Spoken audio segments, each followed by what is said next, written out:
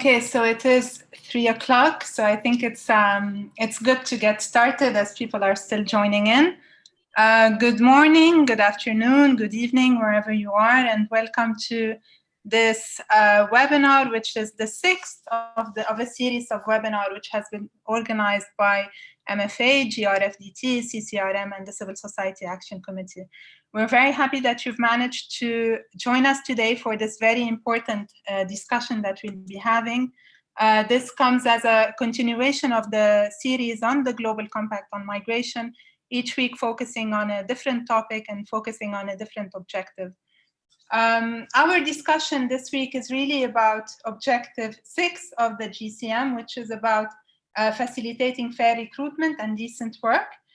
So the focus of today's discussion is very much going to be about labor migration and decent work, a very big and important discussion, obviously. GCM Objective 6 has been one of the kind of biggest discussions in the GCM discussions, which is something that we will be hearing about in more details today. But also it's coming after last week's webinar, and I hope many of you were able to tune in and join our discussion last week, which was a very important discussion, because we talked about pathways and we talked about in particular, and much of the focus was also about labor pathways. And one of the takeaways from last week's discussion was that one of the keystones of the Global Compact is really to deliver on pathways, that the Global Compact must present new and better pathways for migration. But the fact remains really that today most of the people who migrate, or the biggest pathway to migration, is actually one of labor migration. Statistics point out that around 2/3 of the total migrants are actually labor migrants. So it's the biggest pathway that we see today in our present time. We also hear about very often about the potential specifically of labor migration to bring about a number of positive impacts. And when we hear about this, we hear about the impact of labor migration to reduce poverty and inequalities, to contribute to development in countries of origin and destination. So really a lot of benefits that can come from labor migration in particular. But at the same time, and being aware of the world we live in and the global picture today, we find that in the last few years there has been kind of many improvements that have come along, many localized initiatives that were put in place to improve, for instance, recruitment, or to improve working conditions in a number of countries of destination. But if we look closely at these initiatives, and again taking this global lens, we see that there has been little to kind of reverse the fundamentally exploitative picture, or the exploitative conditions that have accompanied labor migration for many years and still accompanies it today. And especially in skills that are in sectors that are low skilled, and in a number of corridors where unfortunately we still see a lot of rights violations, a lot of exploitation that comes with labor migration. In the context of COVID, I think it's fair to say that we have seen how precarious the employment of migrant workers really is. We have seen a lot of the issues that we already knew were there actually come to the surface. And if we were not very attentive to them in the past, we are now more and more aware of the urgency of the situation and the need to act. COVID has affected everybody, every migrant worker to some extent, whether documented or undocumented. People have lost jobs, and we know that migrant workers are very quickly affected by layoffs. People have not been paid their wages, for example. The lack of social protections has also impacted migrant workers kind of the deepest. So we see today a lot of people are, even now as things are recovering bit by bit, are still operating on reduced wages. When countries have given economic incentives to maintain the workforce, in many cases these incentives do not even cover migrant workers. So really the COVID situations has highlighted the precarious situation that we already knew was there, but maybe that's an alarm for us also, those who are working on this issue. for the need to pay more attention to these kinds of problems that are surfacing. Perhaps to see a transformative change, we need to ask harder questions. We need to ask bigger questions about working conditions, about the conditions in which labor migration occurs. We need to look closer at the kinds of jobs that migrant workers carry. We often hear about the 3D jobs, right? The dirty, dangerous, and demeaning jobs, which as a result of COVID, now we also hear about essential workers. And so how do these kinds of notions contrast as well is something to kind of reflect on. I think there's a lot for us to also unpack in terms of labor migration as strategies and relationship between labor migration and the labor market, and the strategies of looking at labor migration in particular as first and foremost as a way to kind of address labor market shortages, and really looking at this whole issue from the lens of rights and from the lens of putting migrant workers at the center of this kind of response and placing the discussion of rights in the center of all these discussions. So really a lot to kind of unpack. I think the COVID situation has given us again something more to reflect on, but we do have really excellent experts in their field to help us unpack some of these issues, to help us look more closely at the Global Compact, Objective 6 in particular, and to reflect at how far have we gone, and have we gone enough in terms of putting the agenda of putting decent work on the agenda and putting workers' rights on the agenda, and what could some of the strategies to look at these issues in a more concrete and a closer look be. To introduce our 6 panelists, and we do have 6 panelists actually for the first time in these webinars. We usually have 5, so we will need to be better at managing time actually, because we often run out of time very quickly.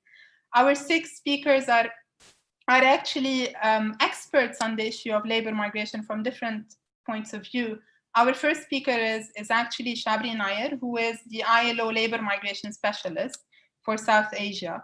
Shabri was also the ILO's focal point to the negotiations of the GCM, so he brings this entire perspective of being there on the ground during the GCM negotiations.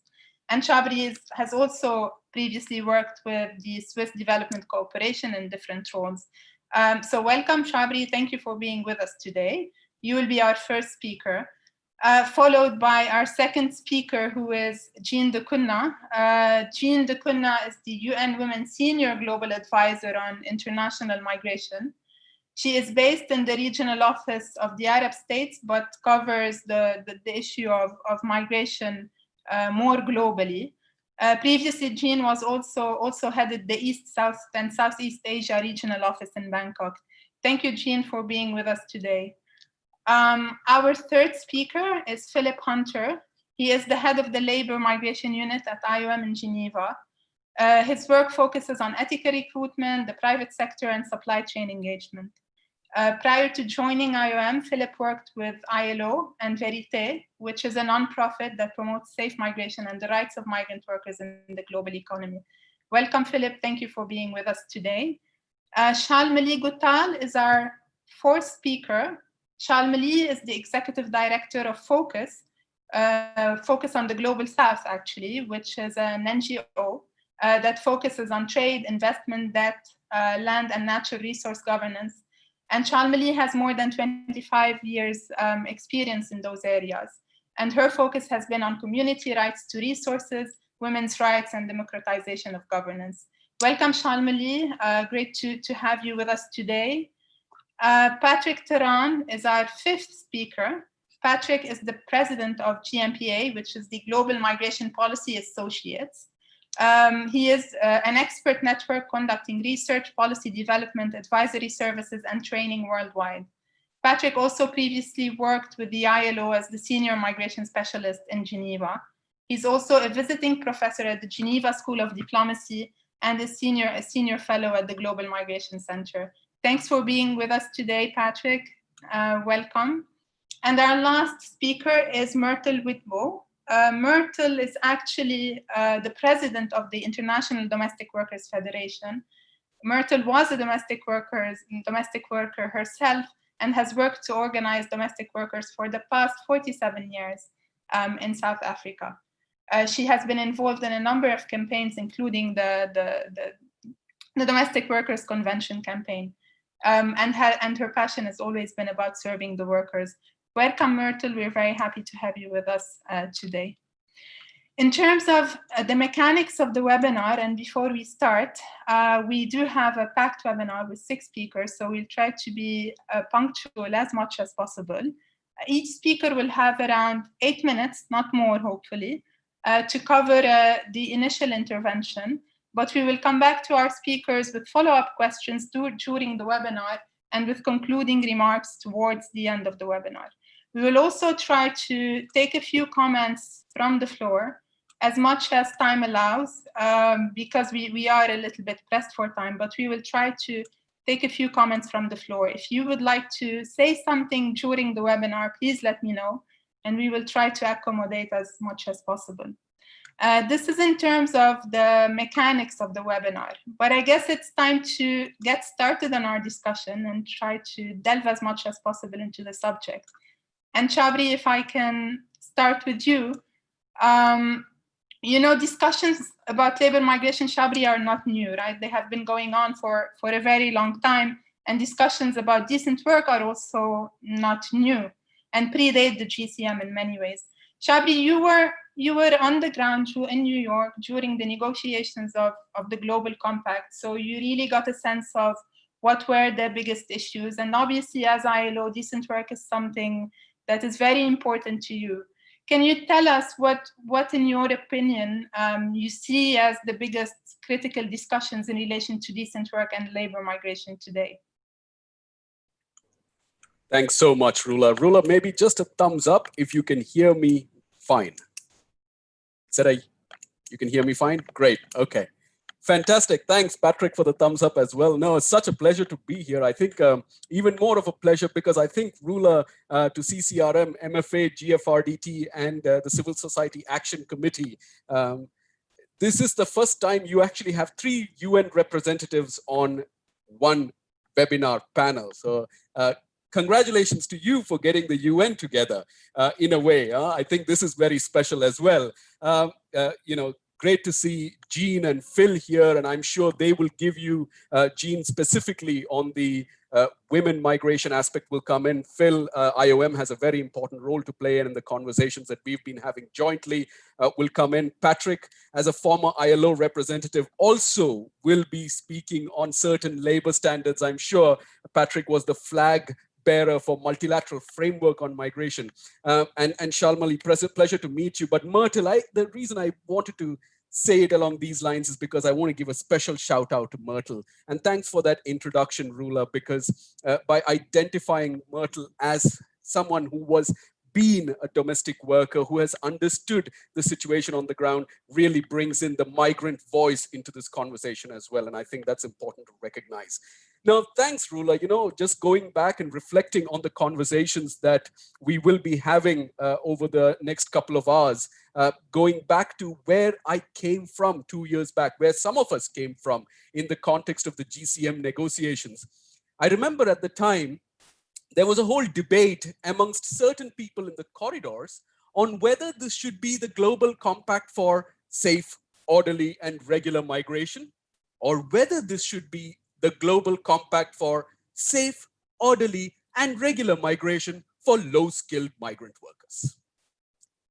That was the conversation that a lot of us were having. It was not necessarily, you know, how many of us sitting here today worry about having to be recruited through a recruitment agency, have to go through a recruitment agency to be recruited for employment in another country. I mean, for a lot of us, it's really a privilege being able to just fill up a form, submit an application for a vacancy notice, and accordingly, you know, decide if we want to take up the job or not.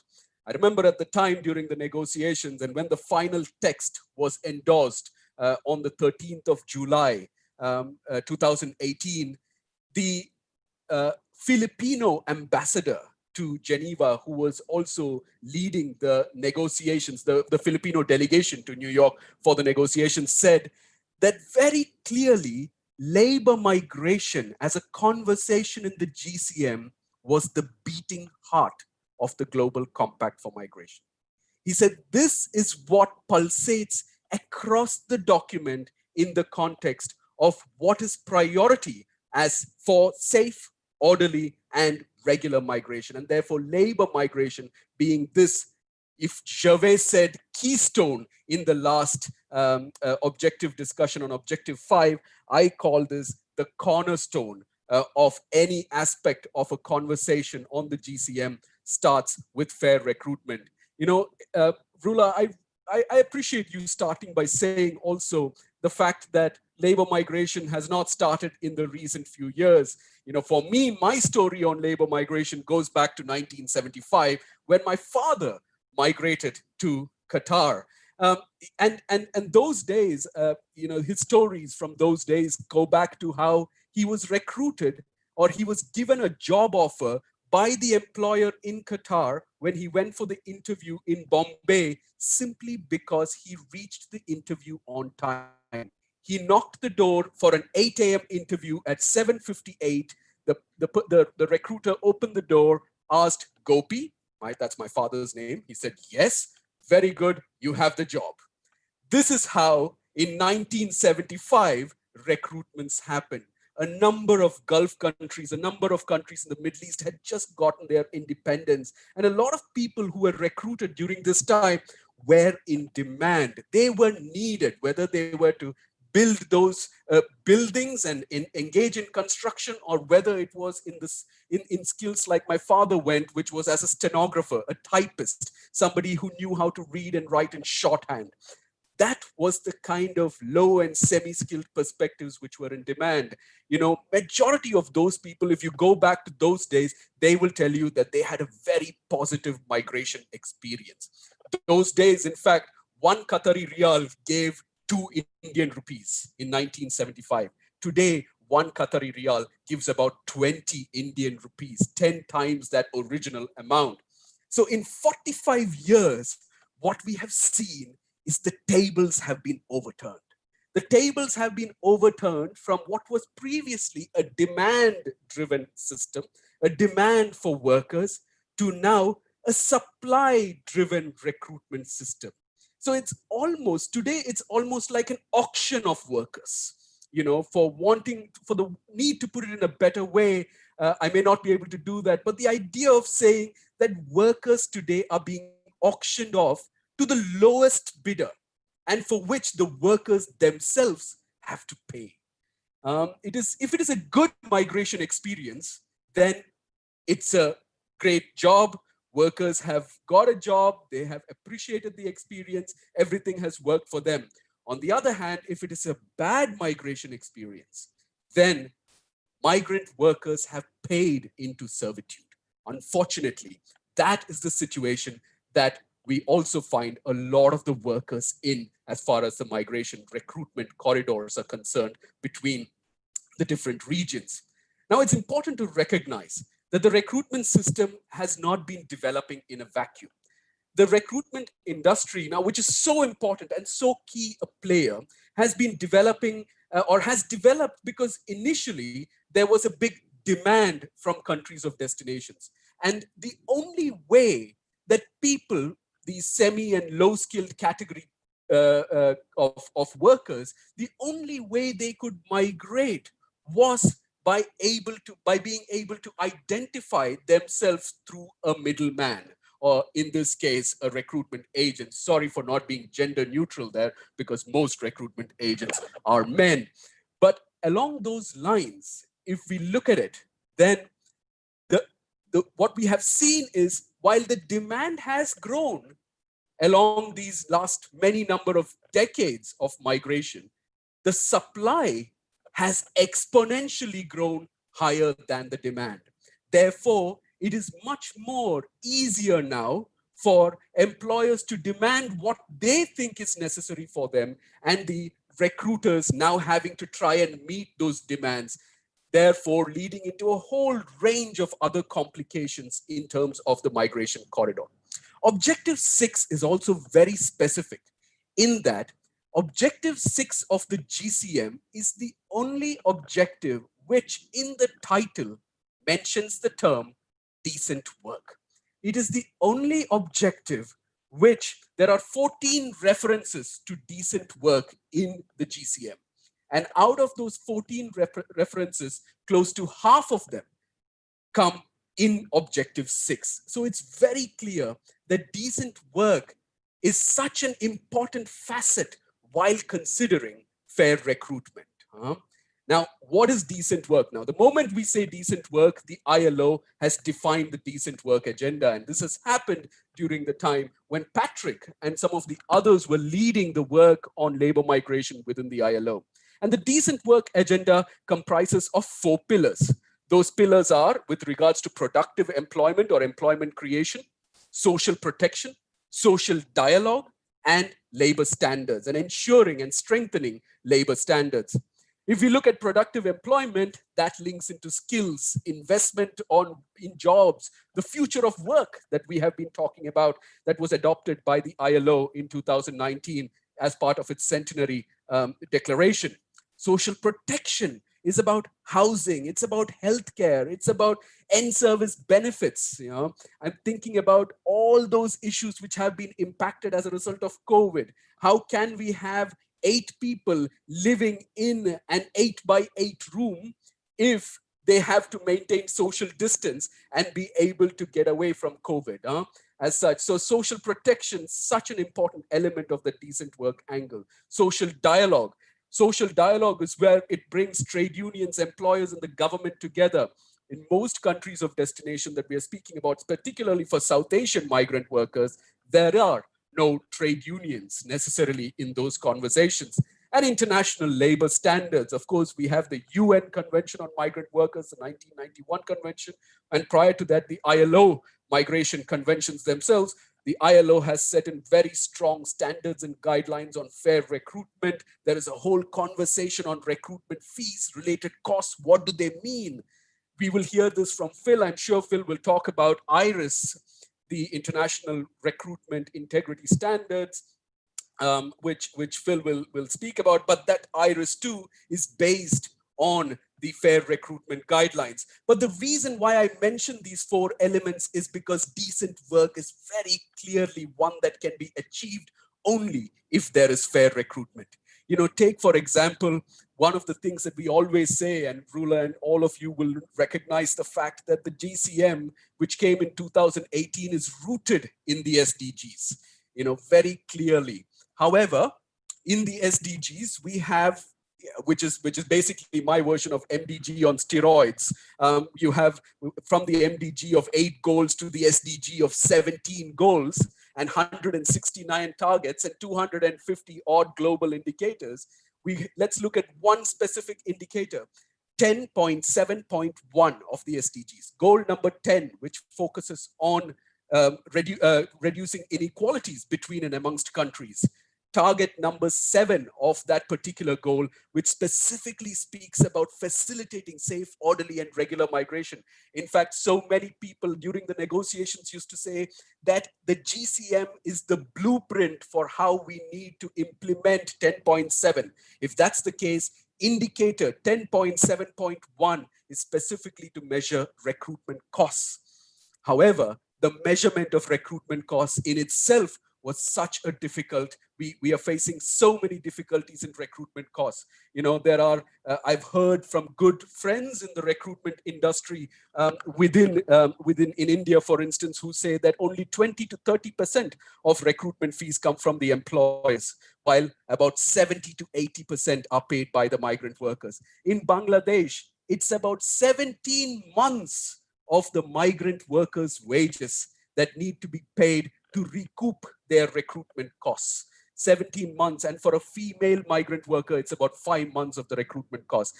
This is the kind of a situation that we are in. How exactly are we now going to achieve that SDG indicator when that indicator will most probably be dropped, because out of the 193 UN member states, at least half the membership of the United Nations should agree to measure those corresponding indicators. So it is possible that that indicator is dropped. So therefore, even a political will on recruitment related issues is something that we need to help generate. I'll conclude with some final remarks, and we'll hear from the others as well. It's this: very clearly, recruitment cuts across the board. Objective 6 is where it stays, but recruitment cannot be looked at without understanding the data. Objective 1, recruitment links into decent work at home because recruitment starts at home. Recruitment is about providing timely information. Objective 3, recruitment is about ensuring that identity documents are not taken away. Therefore, it is also about objective 4, recruitment is about regular pathways. And I can go on. Recruitment really cuts across the board, even up to objective 23, which is on international cooperation. And that's where fair recruitment comes in. So let's be clear. We need to first focus on decent work at home. Because in some countries in South Asia, let's not forget that there is a big competition between countries to send migrant workers overseas for work because they're not able to create jobs at home. Very clearly, this is one of the biggest issues that we need to be able to address to ensure fair recruitment. In a lot of countries in South Asia, over 90% of workers are in the informal economy. How do we ensure fair recruitment for such people? So the way to look at it is by ensuring first fair recruitment at home. Only then, for the domestic market, only then can migrant workers be fairly recruited. I'll stop there. Thanks a lot, Rula. Thank you. Thanks, Shabri. And a lot of important points, and also bringing up the complexities in the recruitment process, and some of the problems that do occur along the ways. A lot to follow up on here, but I'll just go to Jean first, and then to ask Jean to address some of these issues. Jean, we've heard about decent work, and we've heard about decent working conditions. We know for women there is already a gender gap, and the gender gap is something that is out there regardless of whether someone is a migrant or not. If we add migration into the mix, it's often a complicated process. Can you just help us understand what does decent work for women in particular mean in the context of migration, and how can we achieve decent work, not only from an origin perspective, but also in terms of working conditions in countries of destination as well?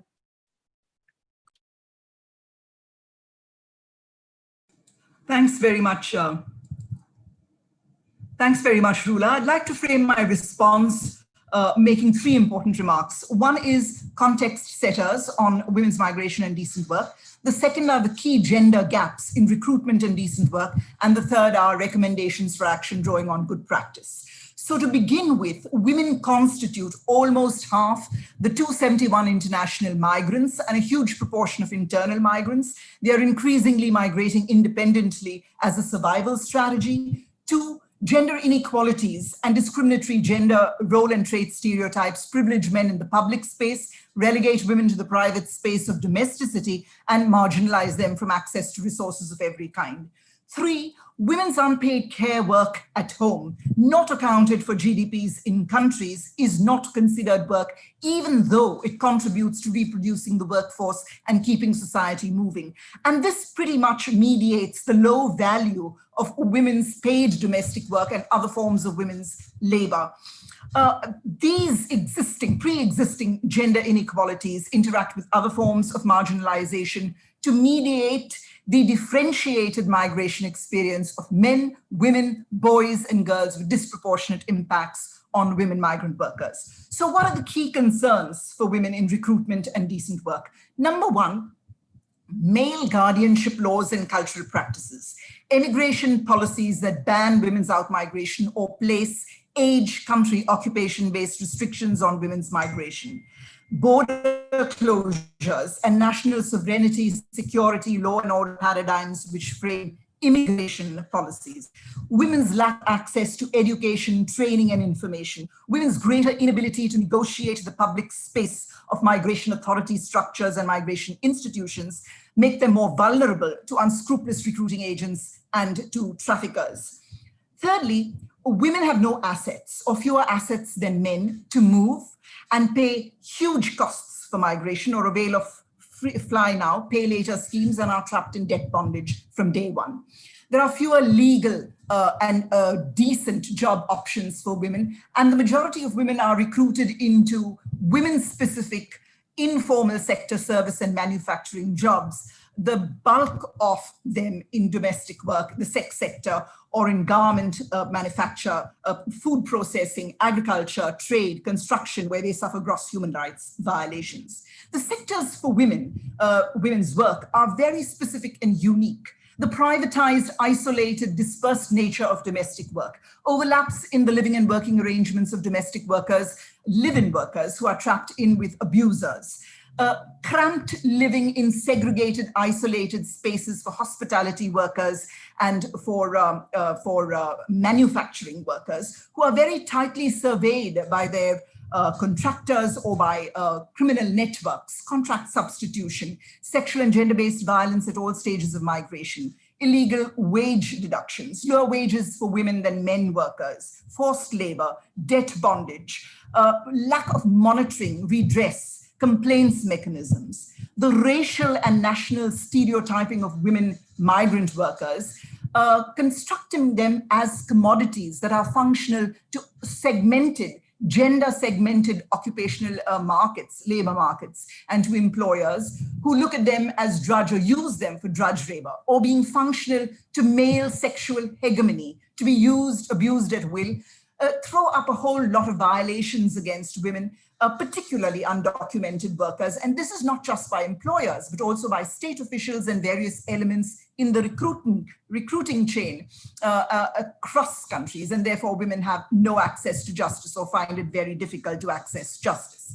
The kafala system ties a woman's entry, or any migrant worker's entry, stay, work, and in some cases exit, to a particular employer who often confiscates the woman's travel documents, identity documents, heightening dependence and forced labor, or turning the worker undocumented if she flees an abusive situation or she contracts another job without her employer's previous written consent. And this renders women vulnerable to arrest, detention, deportation without any access to justice. As you've said earlier, all this has been heightened under COVID-19. So how do we address the concerns of women migrant workers in terms of recruitment and decent work? Women who are not just victims, but are strong contributors to countries of origin, destination, to their families and communities back home. We must use a whole of society, a whole of government approach to actually intentionally, number one, intentionally invest in gender responsive budgeting to address their short-term, long-term interests, rights, and concerns. And this investment needs to be made in the following areas. Number one, research, for example, and very importantly, on the future of work, of women's work in countries of origin and destination. Investment in decent work opportunities for women in countries of origin so that they have the choice not to migrate, and an understanding of what job opportunities are available for them in countries of destination, so we have better planned migration that protects workers. Now, the Abu Dhabi Dialogue has actually launched research on the future of women's work, all migrant workers' work, but women's work in particular, or including women's work. The second recommendation is labor law coverage in line with CEDAW and the ILO standards, including monitoring complaints and effective redress mechanisms. And these need to be backed up with programs on skill upgrading, recognition, certification, accreditation, portability of social security, wage protection programs, ethical recruitment, strong regulations for recruiting agencies which are enforced, accountability for recruiting agencies, transparent online recruitment and the like. Now, many countries all over the world have introduced laws for domestic workers or reformed their labor laws to include domestic workers. And we can discuss that later on. But some very particular initiatives, for example, are the ability to organize. Domestic workers can organize in Hong Kong. In Singapore, for instance, you have employer orientation programs for employers on their obligations and their rights, and penalties for erring employers. In the UAE and in Saudi Arabia, they have public-private partnerships on e-recruitment for workers, which provide an opportunity also for monitoring recruiting agencies. In Thailand, for instance, health protection systems. The list can go on. Thirdly, we need to actually reform the kafala system. So we need employment-based visas. We need workers to be able to change their jobs with adequate employer notice to employers. We need workers to be able to renew their own travel documents and their documents in an enabling environment. And we need bridging visas to help workers stay on, contract new jobs, press charges against abusive employers if they need to, while still being able to work. We need to open up our borders, as in ECOWAS or CARICOM or the EU, for instance. We need more legal migration pathways that protect the rights of women migrant workers. Our laws on violence against women need to cover all women workers, national and migrant workers, and undocumented workers with comprehensive service provision, as in the case of Spain. We need social norm change that dismantles the exploitative ethic of our abusive recruiters and employers. And we need to fight against xenophobia, racial, nationality, sexist othering of migrant workers, including women migrant workers. We also need alternatives to detention and deportation, such as regularization programs, or if women need to be deported, then you need to have safe houses run by NGOs or community-based arrangements, and return needs to be safe, dignified, and paid for. And finally, these tricky issues, structural issues, basic hard issues need to be discussed in our regional and global forums. We need to leverage regional and global processes to address women migrant workers' rights and interests from the short and long-term point of view in a coordinated fashion. Thank you. Thanks a lot, Jean, for this. And a lot of what you say is obviously very important, because we need to pay attention to the kinds of jobs that women are doing and the sectors that women are in, actually. But also I take from a lot of your recommendations as something that we can also take to address all workers. So in particular, with regards to looking at the situation in countries of destination, looking at national labor laws, looking at wage discrimination, looking at access to justice. I think these are points that, you know, can cut across, and we can take as recommendations to not just women workers, but also all workers in general. Thanks a lot for this, Jean. I think we'll have a lot to come back to and ask on more details in terms of how do we promote decent work for women. But let me now go to Phil, and I think it's really timely in this discussion to actually take Phil here, because we've talked, both Jean and Chabri talked a lot about the recruitment process. We talked about competition in the recruitment process. We've talked about exploitation and you know, deceit that happens in the recruitment process. Phil, through your work with IOM and focus on recruitment, what is being done and what can be done to promote safe and ethical recruitment? Yeah, thanks, Rula, and thank you and the organizers of this session for the opportunity to speak today. It's a pleasure, it's an honor to have the opportunity to talk a little bit about, I guess, from IOM's perspective, but also a little bit about IOM programming in this regard. And thanks also for this specific question. I think I'll frame my remarks maybe around three issues. The first two responding directly to your question, and then the third perhaps pointing in directions of the future, as Jean and Chabri have themselves already done. The first, I think I'll come to the question of the private sector's role in some of this work. It hasn't really yet been touched upon, but as Chabri has indicated, of course, quite a lot of work is being done in that space. I think there's lots that we can talk about. I'll try to see the glass as half full in this case, but I will also make sure to really focus in on some of the challenges and weaknesses of approaches in that context. I'll also talk a little bit about what governments are doing and what more they could be doing, but nevertheless, some of the encouraging signs, at least in the direction of travel currently, although that shouldn't make us complacent. And then, as I said, perhaps a few remarks to finish off, just to give an indication of perhaps where we need to go to fill some of the existing gaps.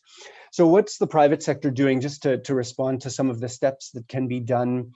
I think from my perspective, and you indicated in my own initial biography that I come to the role here at IOM with some experience working in a supply chains context, working for a nonprofit called Verite prior to that with the ILO, always focused on what the business community is doing or should be doing, and what's happening in the supply chains context. And what I can say from those years of experience is that indeed quite a lot has been done, particularly led in the context of supply chains by global brands. I would say stretching already back to some of the initial steps being taken on these issues maybe 20 years ago, 15 years ago, 15 to 20 in any case, although very initial steps at that time. And of course, a lot of experience has gone into now where we are today. Certainly, I'm sure many of the colleagues on the call today will be aware of the global commitments that some global companies have made, primarily in the consumer product space. So the clothes that we wear, the smartphones that we have, and the computers that we're using today, a lot of the commitments from global companies have come from those sectors, to a certain extent also from agriculture, although that's a little bit less. And I think all of those are encouraging steps. Of course, they're not typically framed in the context of Objective 6 of the GCM, because many of these steps predate the GCM, but nevertheless with a very, very strong focus on fair and ethical recruitment, with, of course, the entry point for most of these companies being the risk to brand reputation and the risk to legal challenges and the scrutiny faced of their supply chains by investigative reporters, by civil society, by the labor movement, by others indeed, over conditions related to risks of forced labor and human trafficking. So really the impetus being those very dire circumstances and forms of exploitation, but very much leading companies to talk now much more comfortably in the last few years about labor migration, about gaps in labor migration governance, and specifically about fair and ethical recruitment, which I think are good, well, let's say steps in the right direction. Now, to talk a little bit less rosy a picture, I think it's also very, very important, and I flagged this a little bit already, to acknowledge that while these steps have been encouraging, nevertheless, we see massive gaps. While a lot of this work has been done and pioneered by the private sector in the consumer industries that I've already mentioned, there are many, of course, other industries that are completely absent from supply chain strategies and approaches. Agriculture is only just beginning to come online.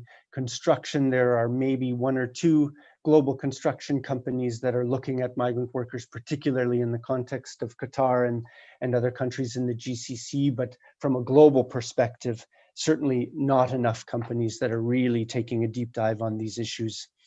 I think also completely absent from these conversations are steps within the supply chain, not to get too technical here in the conversation, but typically the engagement or the areas of engagement are within the first level of supply chain. So let's say the business that sells the final smartphone to a global brand, all of the other components that go into that smartphone, those subcontractors or sub-suppliers are almost completely absent from global compliance systems within global companies, and that's a massive gap.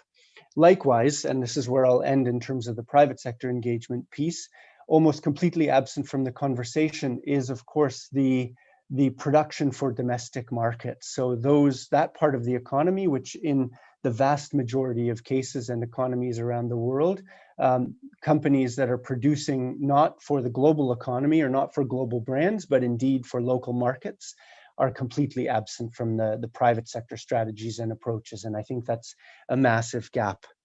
Let me move on to some of the steps that governments are taking, just to shine a positive light on some of the developments of recent years. I started in a way with the comments or with my intervention focused on the private sector, just to tip my hat a little bit to the pioneering work that has been done in that context.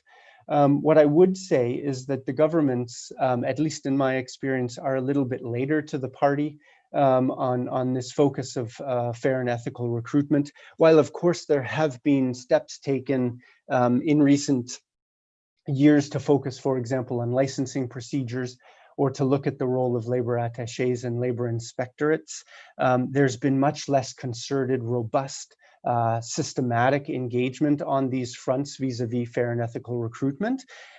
Nevertheless, I would say in the last 2 to 3 years, there has been growing effort in that regard. And I think the GCM is a perfect example of a platform that provides us for a way to engage governments across all of the important aspects related to fair and ethical recruitment, and the steps and the strategies that governments can utilize to push forward and actually lead to impact on the ground.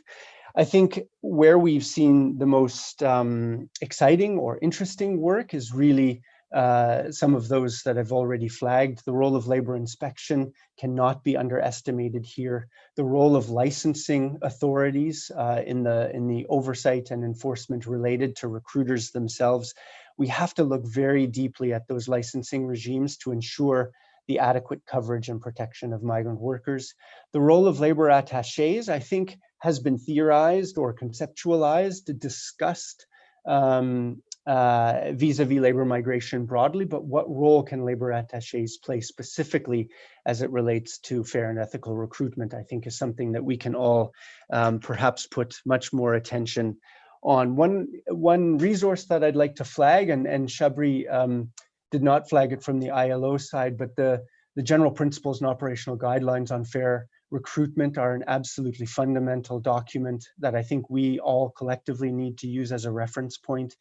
Building on that work, IOM released in June this year a document called the Montreal Recommendations on Recruitment, a roadmap towards better recruitment regulation. And I think that's something else that collectively between the two documents, there's a lot that we can draw on in pushing governments in the right direction to tackle these issues.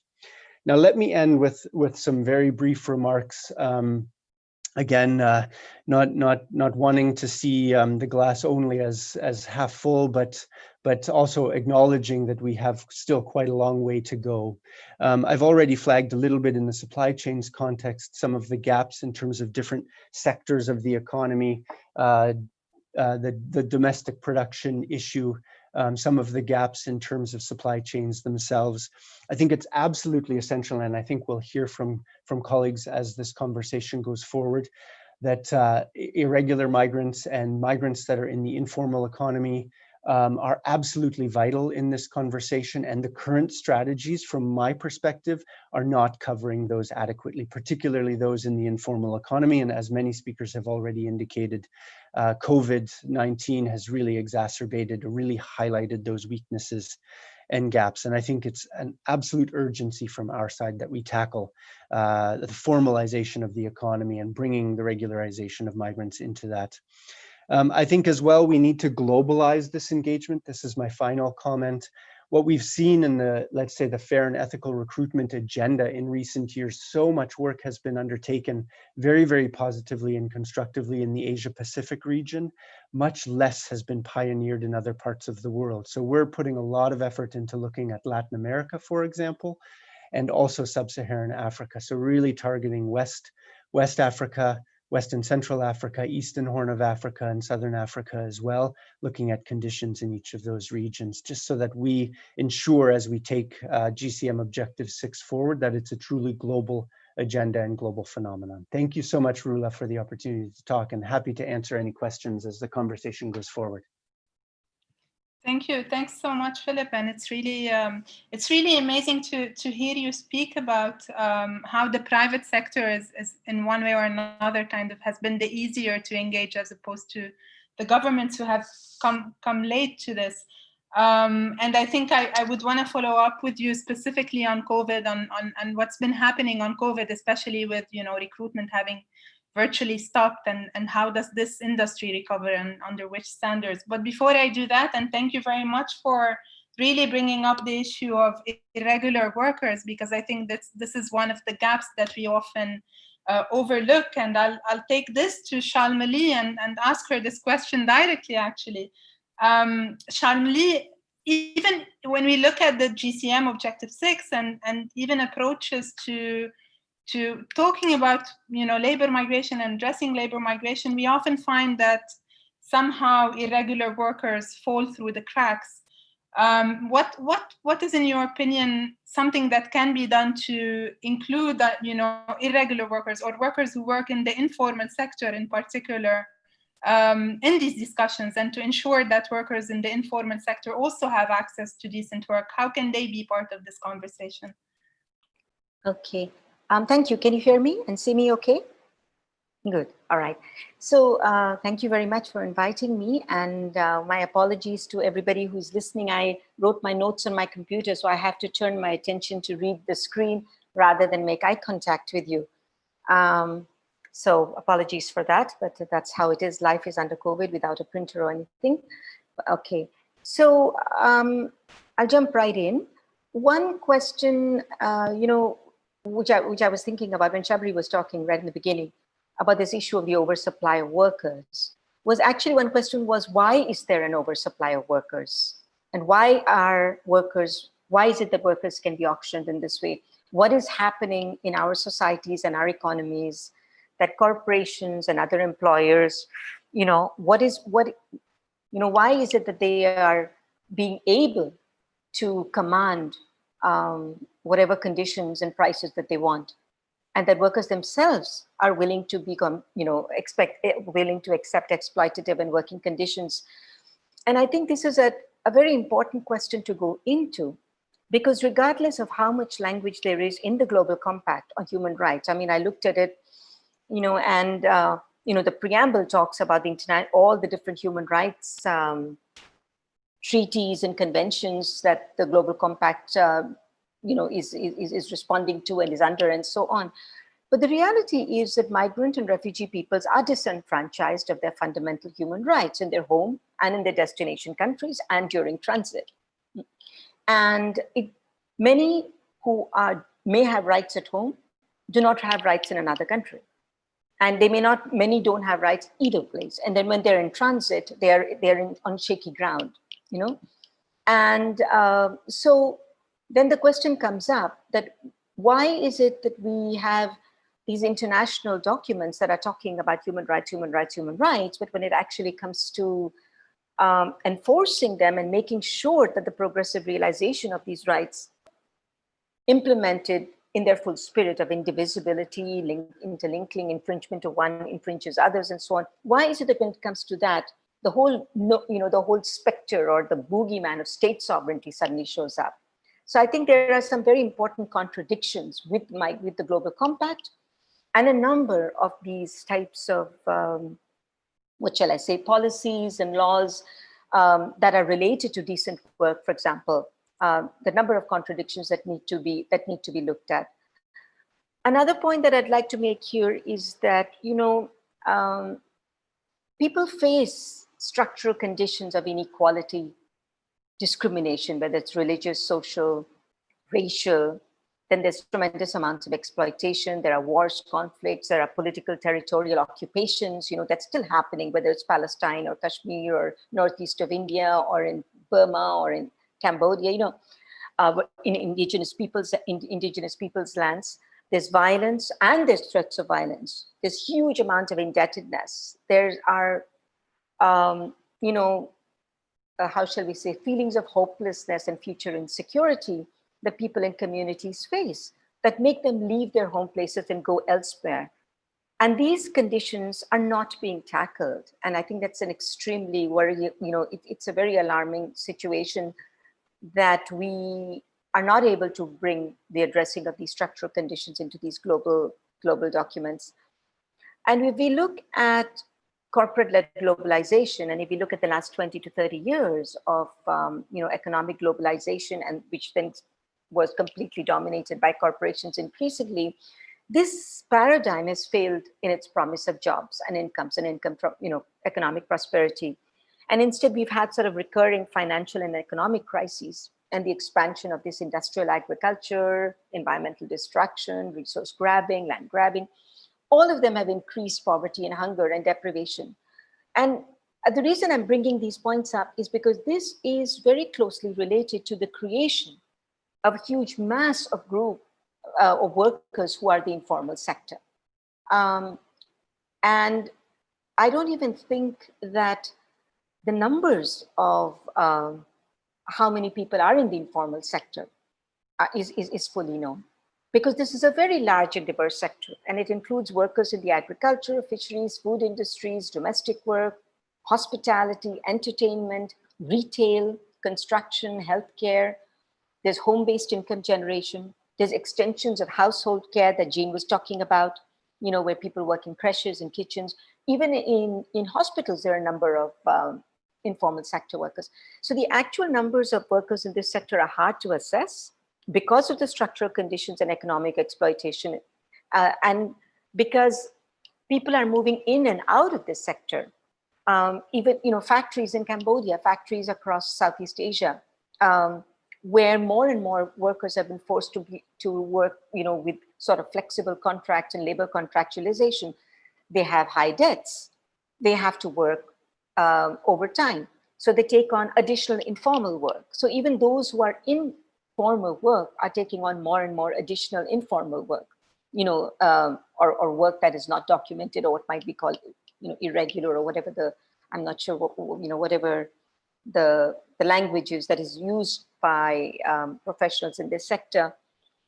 So, you know, this is a sector that's alarmingly dynamic.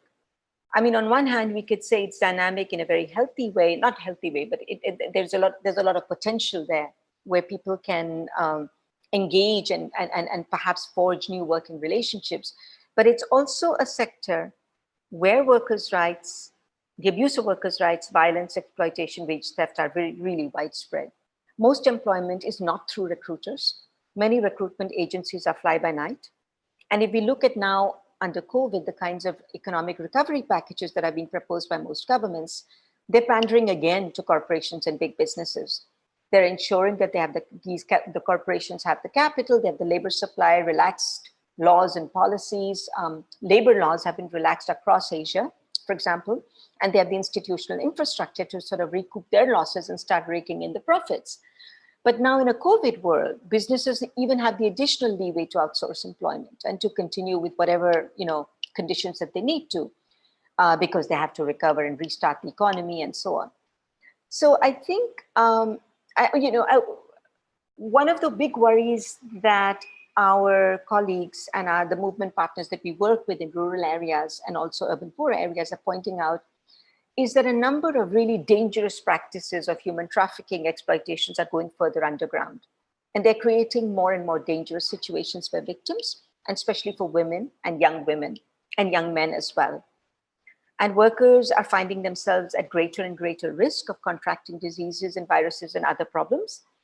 And also indebtedness has increased so much that in a post-pandemic world, well, there's no post-pandemic world yet, there are very few ways out for people to figure out how will they get their incomes, because the stimulus and this relief packages are not reaching those who those who need them most.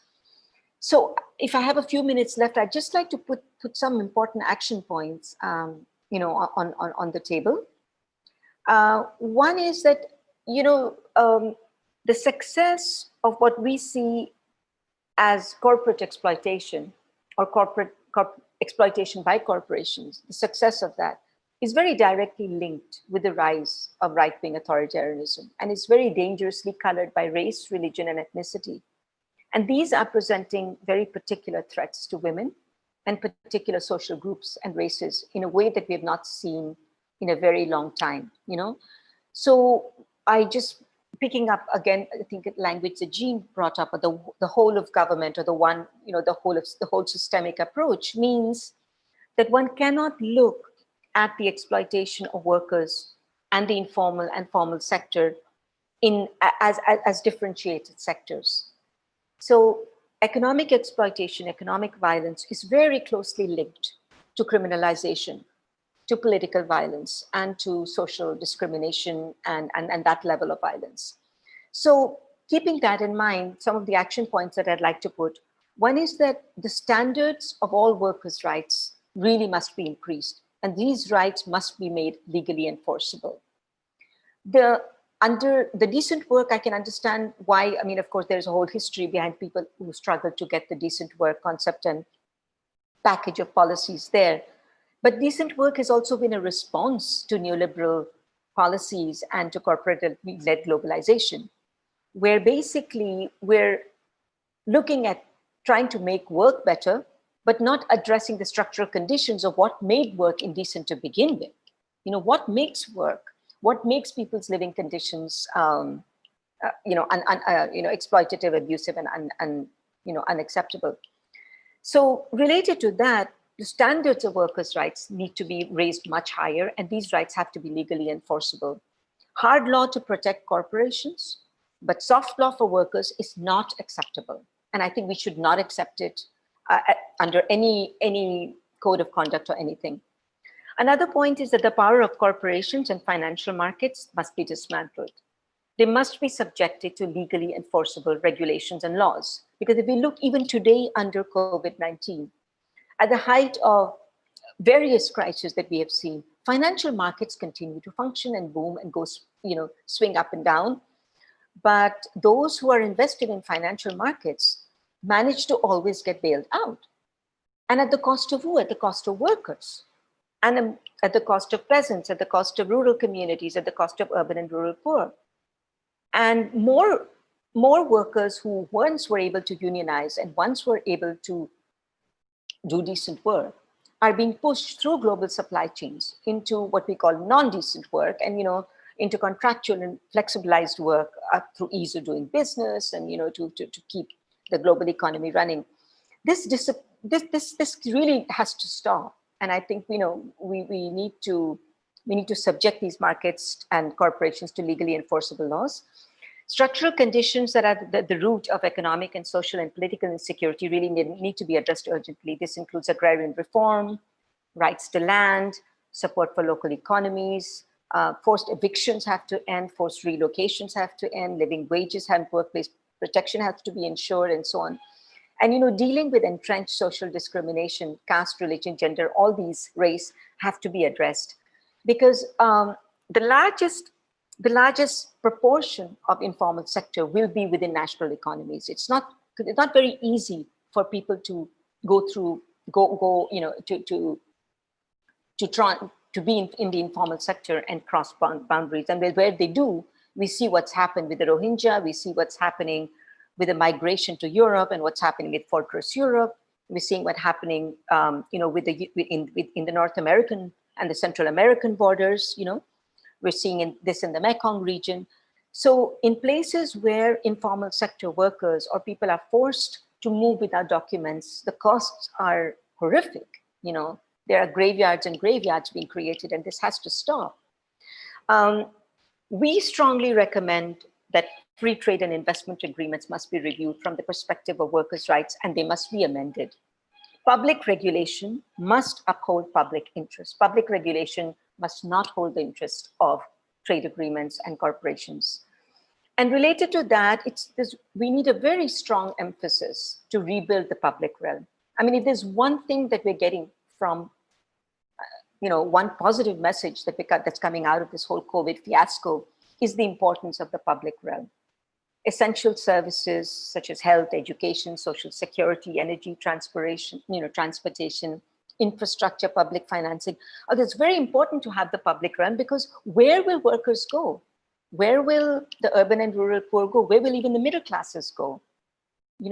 It's the public realm that we all rely on.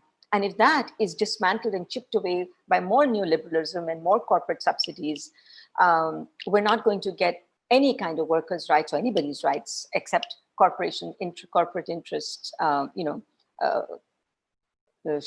shored up. We need to definitely support food sovereignty, the strengthening of local and domestic economies, and worker struggles here. Their rights to organize, their rights to unionize, freedom of association. How do these rights get brought into the informal sector? how does the respect of human rights and the global responsibility of state to protect migrants from being criminalized, from being repressed, from being detained just simply because they're migrants? How do we stop that, you know?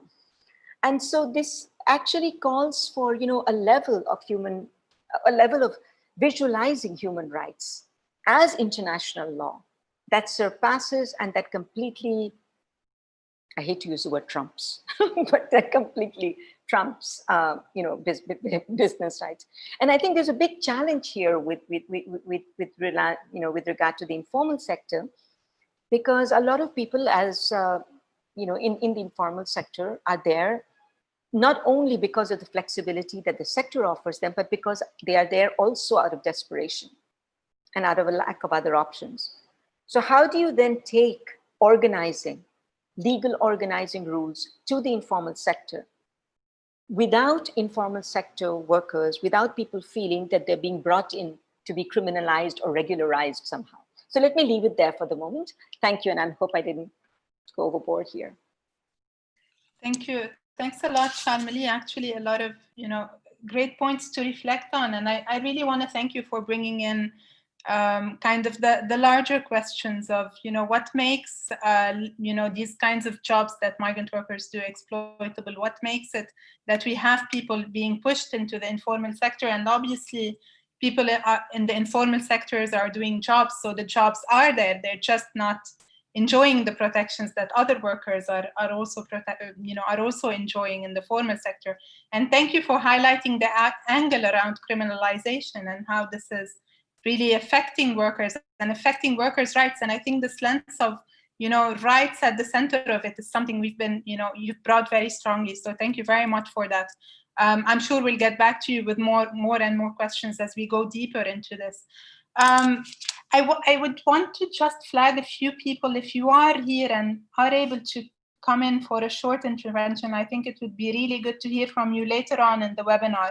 But just to flag that I will call on you later on. So we do have Reja Raidini. If you are still with us, it would be great to hear from you. We have Elena Oleya, and Elena, we can hear from you, especially on the question of workers in the informal sector and what we heard from Shalmali. We also have Hani. Hani, I see you've raised a very interesting question to Shabri in the chat.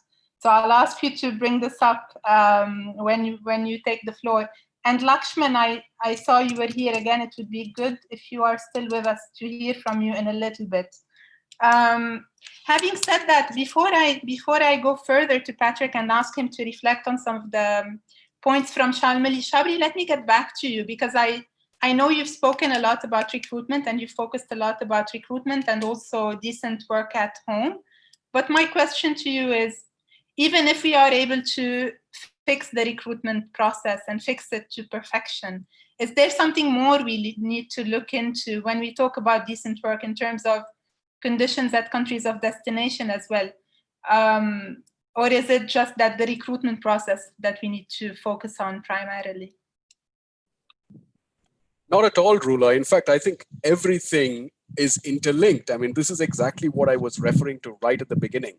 We cannot talk about fair recruitment if, for instance, we don't talk about decent work at home. I mean, you know, take the points that Shalmali just mentioned. Almost all of it directly relates to why recruitment is not fair. The reason why it's not fair is because we are in a situation where there is so much of informality. You know, I'll tell you this. A lot of workers say that it's great for them to have a contract for the first time. A lot of workers say that their ability to be formalized is because they have a visa on a passport. That is what they consider formalization, right? It's important for us to recognize that. So no, recruitment alone does not fix, or just focusing on recruitment alone does not fix on a whole range of issues. We need to address it from the root. And that root is looking at some of those questions on informality with which Shalmali was specifically raising. Thanks, Shabri. A question to you, Philip. I know you're still here, and it would be great to hear, based on, you know, what we've heard so far, but also to take the lens of COVID in particular. How's that going to affect recruitment? Are we to expect even more kind of deceit and worse recruitment conditions, or is it something of a different era to look forward to? Yeah, it's an interesting question, and I think certainly from our perspective, as we have looked at implementing programs to promote fair and ethical recruitment over the last 6 months or longer, our initial thinking was, gosh, this is shutting everything down, and in fact, there will be no recruitment taking place whatsoever. I think that happened in the initial month or so. At least from our perspective here, let's say March, April, things essentially shut down, and our communications, direct communications with recruitment agencies indicated that there was a massive risk to those good recruiters out there that in fact they were going to potentially even go bankrupt. But what we found relatively quickly after that was a resumption of activities. As I'm a Canadian, and as in the case of Canada, for example, the relevant regulatory authorities recognized through pressure often from employers directly, and I'm thinking in this case of the agricultural sector, but likewise other service sectors as well, that in fact there was a strong reliance on migrant workers, and they needed to find a way to bring those migrant workers into the country and do it in a way that was safe in the COVID context. So relatively quickly, I think we saw a resumption of recruitment activities. Where I think the massive gaps are now, and I'd be interested to hear other colleagues' thoughts on this as well, is that resumption of activities has shifted at least somewhat onto online platforms. The use of social media increasingly to advertise positions and recruit people that way, which essentially, I mean, is pushing into an even less regulated environment, if we can put it in a diplomatic way, where there are even greater risks to migrants, I think. And so I think we are facing a new situation. Recruitment is continuing, but the risks are even greater at this time, to say nothing, of course, of the safety and health related risks when recruitment isn't done well. Thanks a lot, Philip, for this. Let me now just go to Patrick. And Patrick, if we can go back with you a little bit to the text of the GCM itself. Patrick, I know you've worked quite extensively on labor migration in different functions and in different roles, and you've always been a strong voice for the rights of labor migrants and migrant workers. In your opinion, does the GCM Objective 6 address the key concerns when it comes to migrant workers and decent work in them? Thanks, Rula, and thanks for the opportunity to participate in this very dynamic and stimulating discussion. I'd like to answer that question by first setting the context. That is to say, just to say a few words about the situation, about the best responses, and then about where and where not the GCM is moving us forward. And first, I have 5 very short definitional points that I think need to be on the table to situate this discussion and certainly what I want to say. First of all, I insist on the term migrant workers, not labor migrants, because we're talking at the essence about people, about workers, not about a labor commodity. And secondly, of course, migrant workers are the term used in all of the international legal instruments. Second point related to that is I prefer the ILO normative term of migration for employment rather than labor migration, because first of all, by definition, more than 90% of all migration today is bound up in the movement of people and their dependents who by UN definition are migrant workers. That is to say, intending to work, working, or having been employed in remunerative activity. And there we come to, I think, a big dimension this whole discussion seems to be missing, which is that overall globally, by best estimates, 1/3 to 1/2 of all migrants or migrant workers are skilled and in some cases highly trained. And fourthly, related to that is that 50 to 80% of migration takes place today within specific regional economic communities, whether I think, as you mentioned at the beginning, we're talking about ECOWAS or SADC or the Mercosur region or the European Union or the Eurasian Economic Union, etc. And finally, what I want to underline, for much of the world, migration remains highly demand-driven. And that's particularly given that the majority of countries today are in demographic decline, and in particular, aging and decline of the numbers in the workforce. I won't give examples, but I can come back on that if you really want to see what the figures look at. And they're striking when you start to put them together. But coming to the situation, I think I want to start in terms of talking about the GCM and the response by saying, first of all, what's the situation we're facing? And that is that protection of workers, their rights at work and their human rights, is largely absent everywhere. And that might be an understatement. And I'm saying protection in terms defined by international labor standards and the human rights conventions, all 9 of the fundamental conventions. They're either deliberately denied, or they're not enforced where they exist on the books, or they're not applied to migrant workers versus their application to nationals. And of course, all of this is related to a low or absent ratification of the relevant international labor standards and human rights instruments in many destination countries. And that's North, South, East, and West. And I would say I'm not particularly optimistic, because on all of this, I think we can say we're going backward more than we're going forward. And that was even before COVID-19. Fundamentally, we have an issue. We have no data, so there's no problem. But then when I start talking to people, what do I hear? Every year, according to Nepalese authorities, about 500 Nepal citizens go home in body bags from Qatar. Indian diplomats have privately confided to me that about 500 Indians go home also in body bags from the Kingdom of Saudi Arabia to India annually. And by the way, I'm assuming we have a kind of Robert's Rules of Order here where I'm speaking without necessarily attribution, and I'm naming names because that's part of the work one has to do. You have to see what the problem really is. And we also have on this no data from home countries, but I would venture a guess that we're talking at least 2,000 to 3,000 people just in the Middle East who die every year around work or because of the fact that they're migrant workers, maybe in transportation accidents or other. And that's considerably higher than the current figures that I see where they are collected for deaths in transit and deaths across sea routes.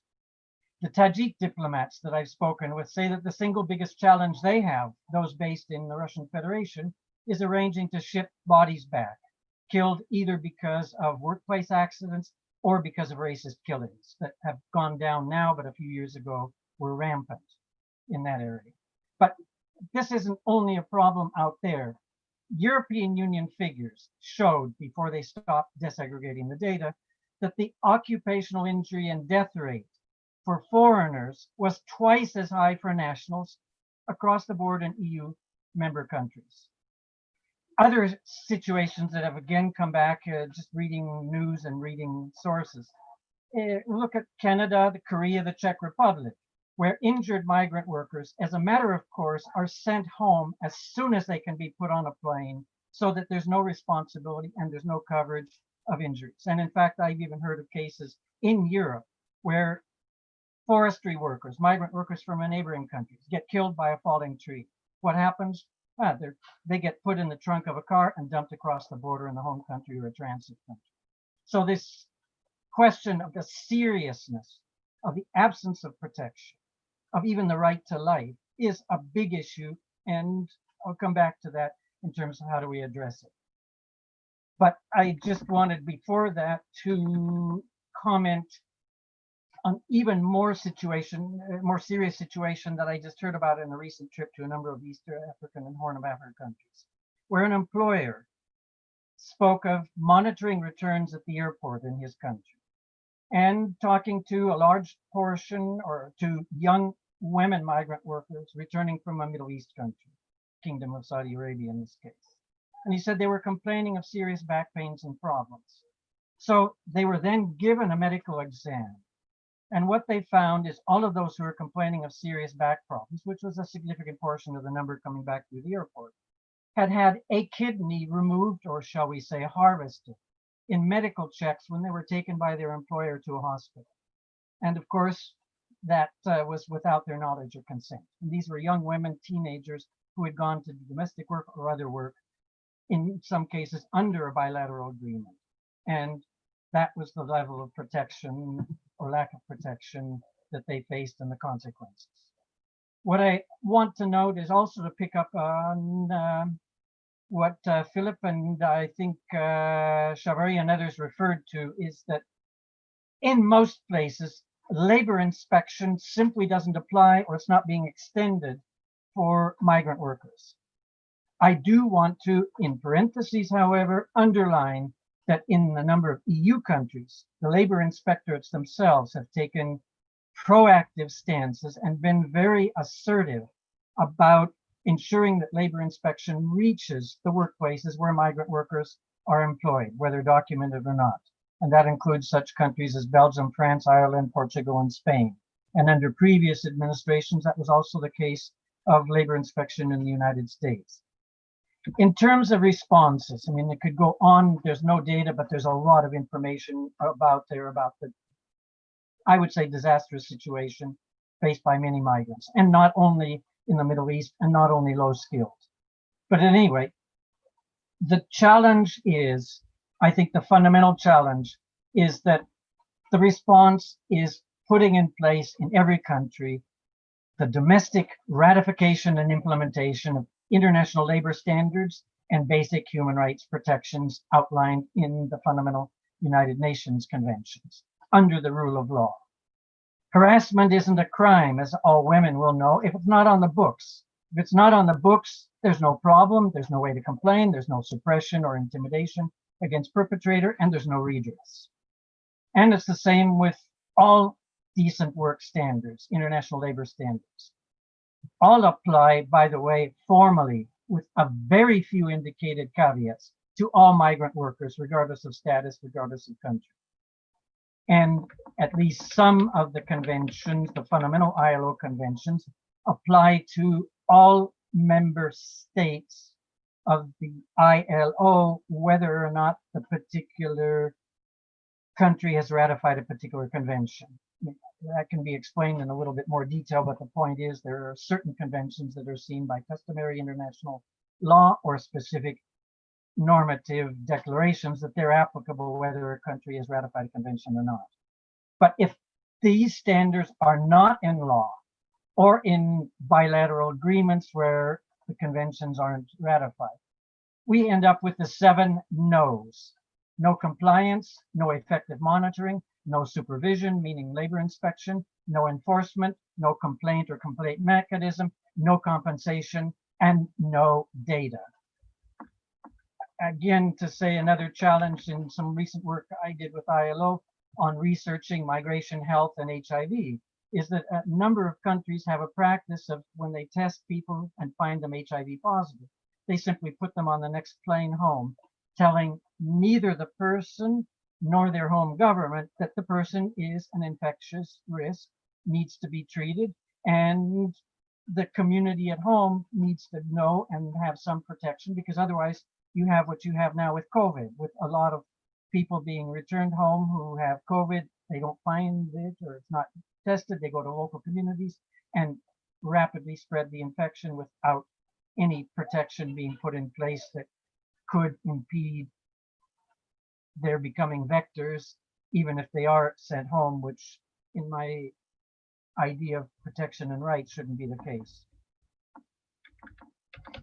Coming to the GCM and the challenges, it's, to my mind, to a certain extent, what I call the can't eat paper syndrome. And we have an instrument that's non-binding and non-reporting by definition. And in that is the framework. It is framed around safe, orderly, and regular migration. But excuse me, the transatlantic slave trade of 4 centuries was orderly and it was regular. And it was a very safe and productive investment for European investors, including people, luminaries such as Voltaire himself, the Swiss bourgeoisie, and the bourgeoisie or the investors in some other European countries. What's not in the title of the GCM is, I think, what certainly some of us, or many of us, I hope our work is about. It's about rights, it's about justice, and it's about welfare and well-being for all migrants. And that is only guaranteed in a rule of law governance in which the International Labor Standards and Human Rights Conventions provide the framework for national law that makes them enforceable and ensures at least some attempt at compliance, which of course is a progressive process. I think my concluding point here is to in fact pick up on point A of the implementation provisions in the GCM for Objective 6. The first one reads, promote signature and ratification of, accession to, and implementation of relevant international instruments related to international labor migration, labor rights, decent work, and forced labor. That to me, if we come to very quickly my 3 points of what are the big picture way forwards, and I would note that I think, Jean, your presentation gave this in a lot more detail. And Shamali, I think you gave a lot of very helpful kind of perspective, the context of why what's happening is happening and why what's not happening is not happening. But anyway, to my mind, I think the essence of efforts need to be focused on promoting ratification, implementation, and enforcement of international labor standards in the destination or employment countries for the world's migrant workers. Secondly, given this big emphasis these days on bilateral agreements as the way forward for countries where, in particular, both origin and destination, or neither origin or destination countries have ratified the relevant instruments. What we need to insist on, and in fact, in a project I'm working with ILO on, to develop guidelines for IGAD, the Intergovernmental Authority on Development member countries, those being the countries of Horn of Africa and East Africa, like Ethiopia, Djibouti, Somalia, Sudan, Uganda, and Kenya, if I haven't missed any.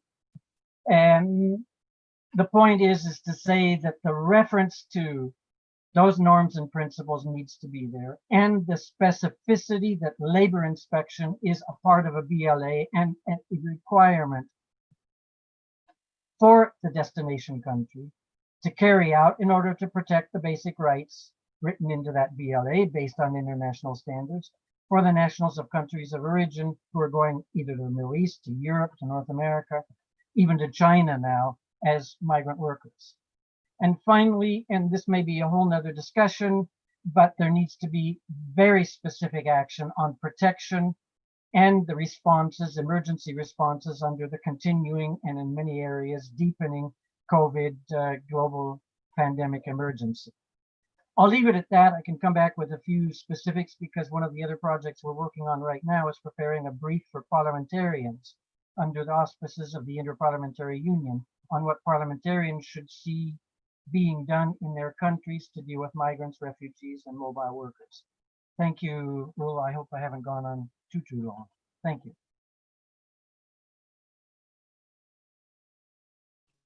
Thanks a lot, Patrick, for all these points. And I think there's a lot to unpack in what you said. Unfortunately, we are kind of running out of time. So I will just ask Myrtle. Myrtle, you've been organizing workers for many, many years, very much involved in the fight for workers' rights. My question to you is, what is the role of trade unions in general? And we've spoken a lot about, organizing and the role of trade unions. What is the role of trade unions in particular in realizing the decent work agenda?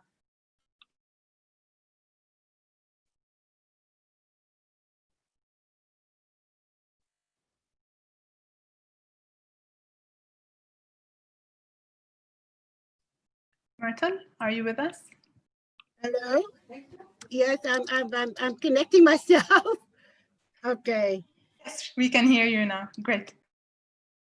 Hello. It's Myrtle. Can you hear me? Hello, can you hear me? Yes, we can hear you. Yes. Okay. I was sitting here listening to so many speakers, researchers, academics, and I was getting lost among all of this because I was actually asking myself the question, am I really on the right platform? Am I really part of this platform? Because as I'm sitting here, we need to face a reality of a crisis, a world crisis that's affecting the migrant workers so much. We need to face the reality that millions of the migrant workers are losing their jobs. We have to face the reality that there's Convention 189, that Convention 190, there's all these great papers of the ILO, there's all these great papers that's there. But we need to ask ourselves, why do we really migrate? We migrate because we want to go work in another country. We want to go work for our families. And that is why we really migrate. But does it mean if we migrate, does it mean that we have to go into slavery? Does it mean that we must be denied our passport? Does it mean that we must be locked up? Does it mean that we must be ill-treated, abused? So the question here that we should ask to this panel, that my question on behalf of the IDWF, my question to the experts, my question to all of you that have this brilliant papers. Yes, I've learned a lot. I'm even educating myself of many of these brilliant papers. The question is, how are we going to go forward out of all of this? These papers that we're representing, we are representing papers from year after year. We have 2 researchers, yes. Very wonderful. Now the question is, we need to start making some of these papers a reality. We need to keep our governments. We need to keep our governments responsible. We need to ask our government, when I migrate from my one country to the other country, do you keep track of us? Do you have actually, do you know where I'm going when I land in Lebanon? We find that governments is actually curbing us. We cannot form any organizations. Why cannot we? Why are we allowed? We find now with the crisis, thousands of workers in Lebanon were sitting in front of the embassy. They were thrown out. What protection is there for these workers? So the fair question of the IDWF. The IDWF was not formed because we want to have a global organization. We wanted to have a voice for those that can't speak out for themselves. The question here today is also, where is the voice of the migrant workers? Because it's only the migrant workers that know they're suffering. It's only the migrant workers that understand what is happening to ourselves. Even now, sending us back home, we're going back to poverty. We're going back to facing the same problem. Yes, we are going to come back. I think that there should be a better control from the agencies. There should be a good control for the agency. There should be education set up globally. There should be education to educate me from my country to another country. On the other side, the agencies should educate me. Sometimes we have no education. Sometimes we have no experience and we go and work and we get thrown from one employer to another employer. So I think that basically the way forward for the IDWF, the way forward for many of those people, for many of those experts is to please come and assist the IDWF. Come and assist us to actually mobilize, educate, and teach domestic workers their rights. 189. How many countries have ratified 189? So how is 189 going to help us as migrant workers? How is 190 going to help us if it's not ratified? If we don't understand it, it's nice to have something on paper, Ola, but if I don't understand it, how is it going to educate me? So clearly the way forward after this panel is, how do we make those researchers available to us? How can we make it a reality? And how can we ensure that domestic workers, migrant workers are going to live in this, how do we call it, the now new world? We have to live with that. There were always going to be migrant workers. There's always going to be domestic workers. But we need to, when we want Convention 189, we say we got our dignity, we've got our respect. Just this morning, we found out the 14-year-old was beaten. She was burned because of violence in the world of work. So for us, IDWF, we thank you that you were thinking of us. We thank you that you were inviting us to this platform. But globally, we need to educate domestic workers. Globally, we need to make sure that as a migrant worker, I understand my right. Globally, we have to stop slavery, abuse of migrant workers. We need to empower migrant workers. We need to empower women to know they are strong and no is no. And also we need to ensure that we can have organizations within this country. They say they're making away with the Kabbalah system. It will be another 3 years maybe when they're making. In the meantime, many workers will still come into this country. So let us go forward. Let us ensure that education will be done. Let us be sure that globally we will put all that research papers in reality so that domestic workers, migrant workers, rural workers can free themselves and support the IDWF as we strive for freedom for all workers in the world. I thank you very much. Thank you. Thanks a lot, Myrtle, and for highlighting the urgency of the situation. I think this is a very strong call to maybe also think of new ways of doing things instead of, continuing with the old ways. Thank you very much for that. And I think just to maybe supplement on what you are saying, Lakshman, if you are here and if you can come in for a minute or two very quickly from the floor to get your reflections on this also as a trade unionist, would be good to hear you. Okay, thank you. Thank you. Thank you for giving me an opportunity. I think out of this GCM, for me, this point number 6 is the most important thing. Fair recruitment. Fair recruitment is one thing that will give open the door for so many better process of migration.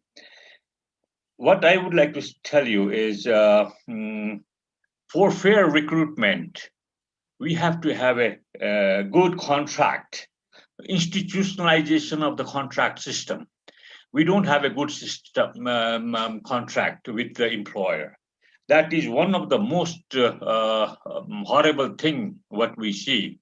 I heard Patrick that he said 500 body bags is coming from Middle East. It's more than that. It's much more than that.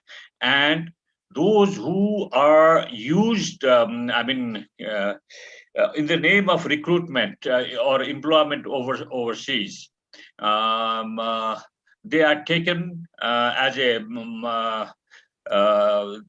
trafficked. So my submission to you is this has to be changed.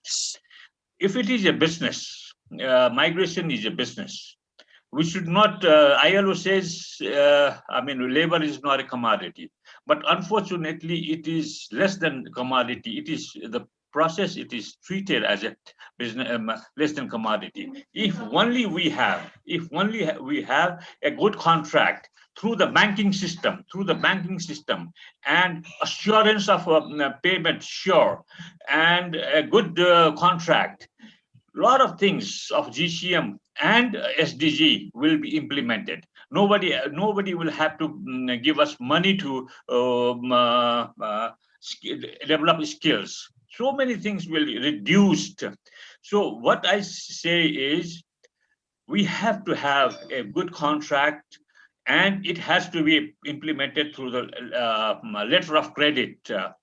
What I suggest is there has to be an institution like WTO to monitor the business of migration. Thank you very much, Raula. So thank you very much for giving me this opportunity. Thanks so much, Lakshman. Thank you. Elena, if you are still here, I know you had some questions to raise as well.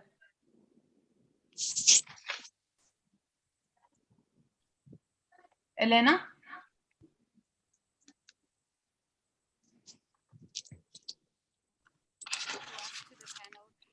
Thank you for a very engaging discussion. The first one is, what are there any interesting examples in trying to bring the issue to the other side on certifying employers?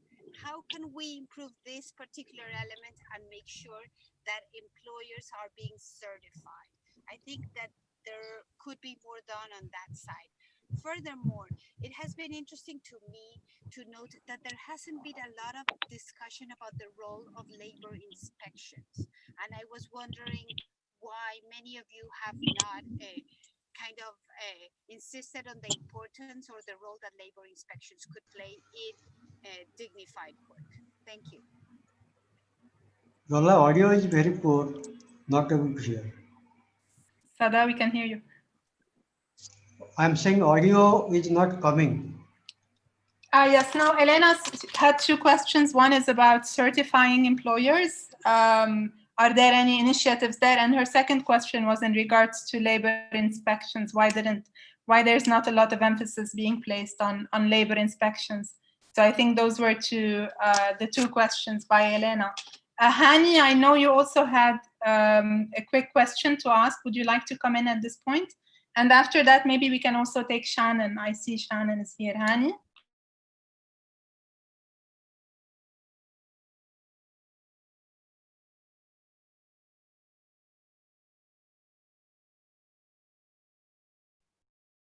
Hello, Rula.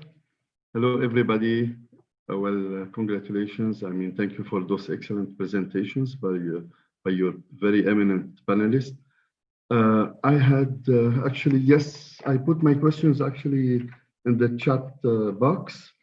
It was relating, one was addressed to Mr. Shavari about the general principles, the ILO general principles and operational guidelines for fair recruitment. I wanted to know, I mean, to which extent they have been integrated into national legislations, if he has like some latest figures about that. And then I had another question that I put also in the box. Let me read it. I don't know where it is now, but yes, I can see it. I hope I can get it still here. Well, I think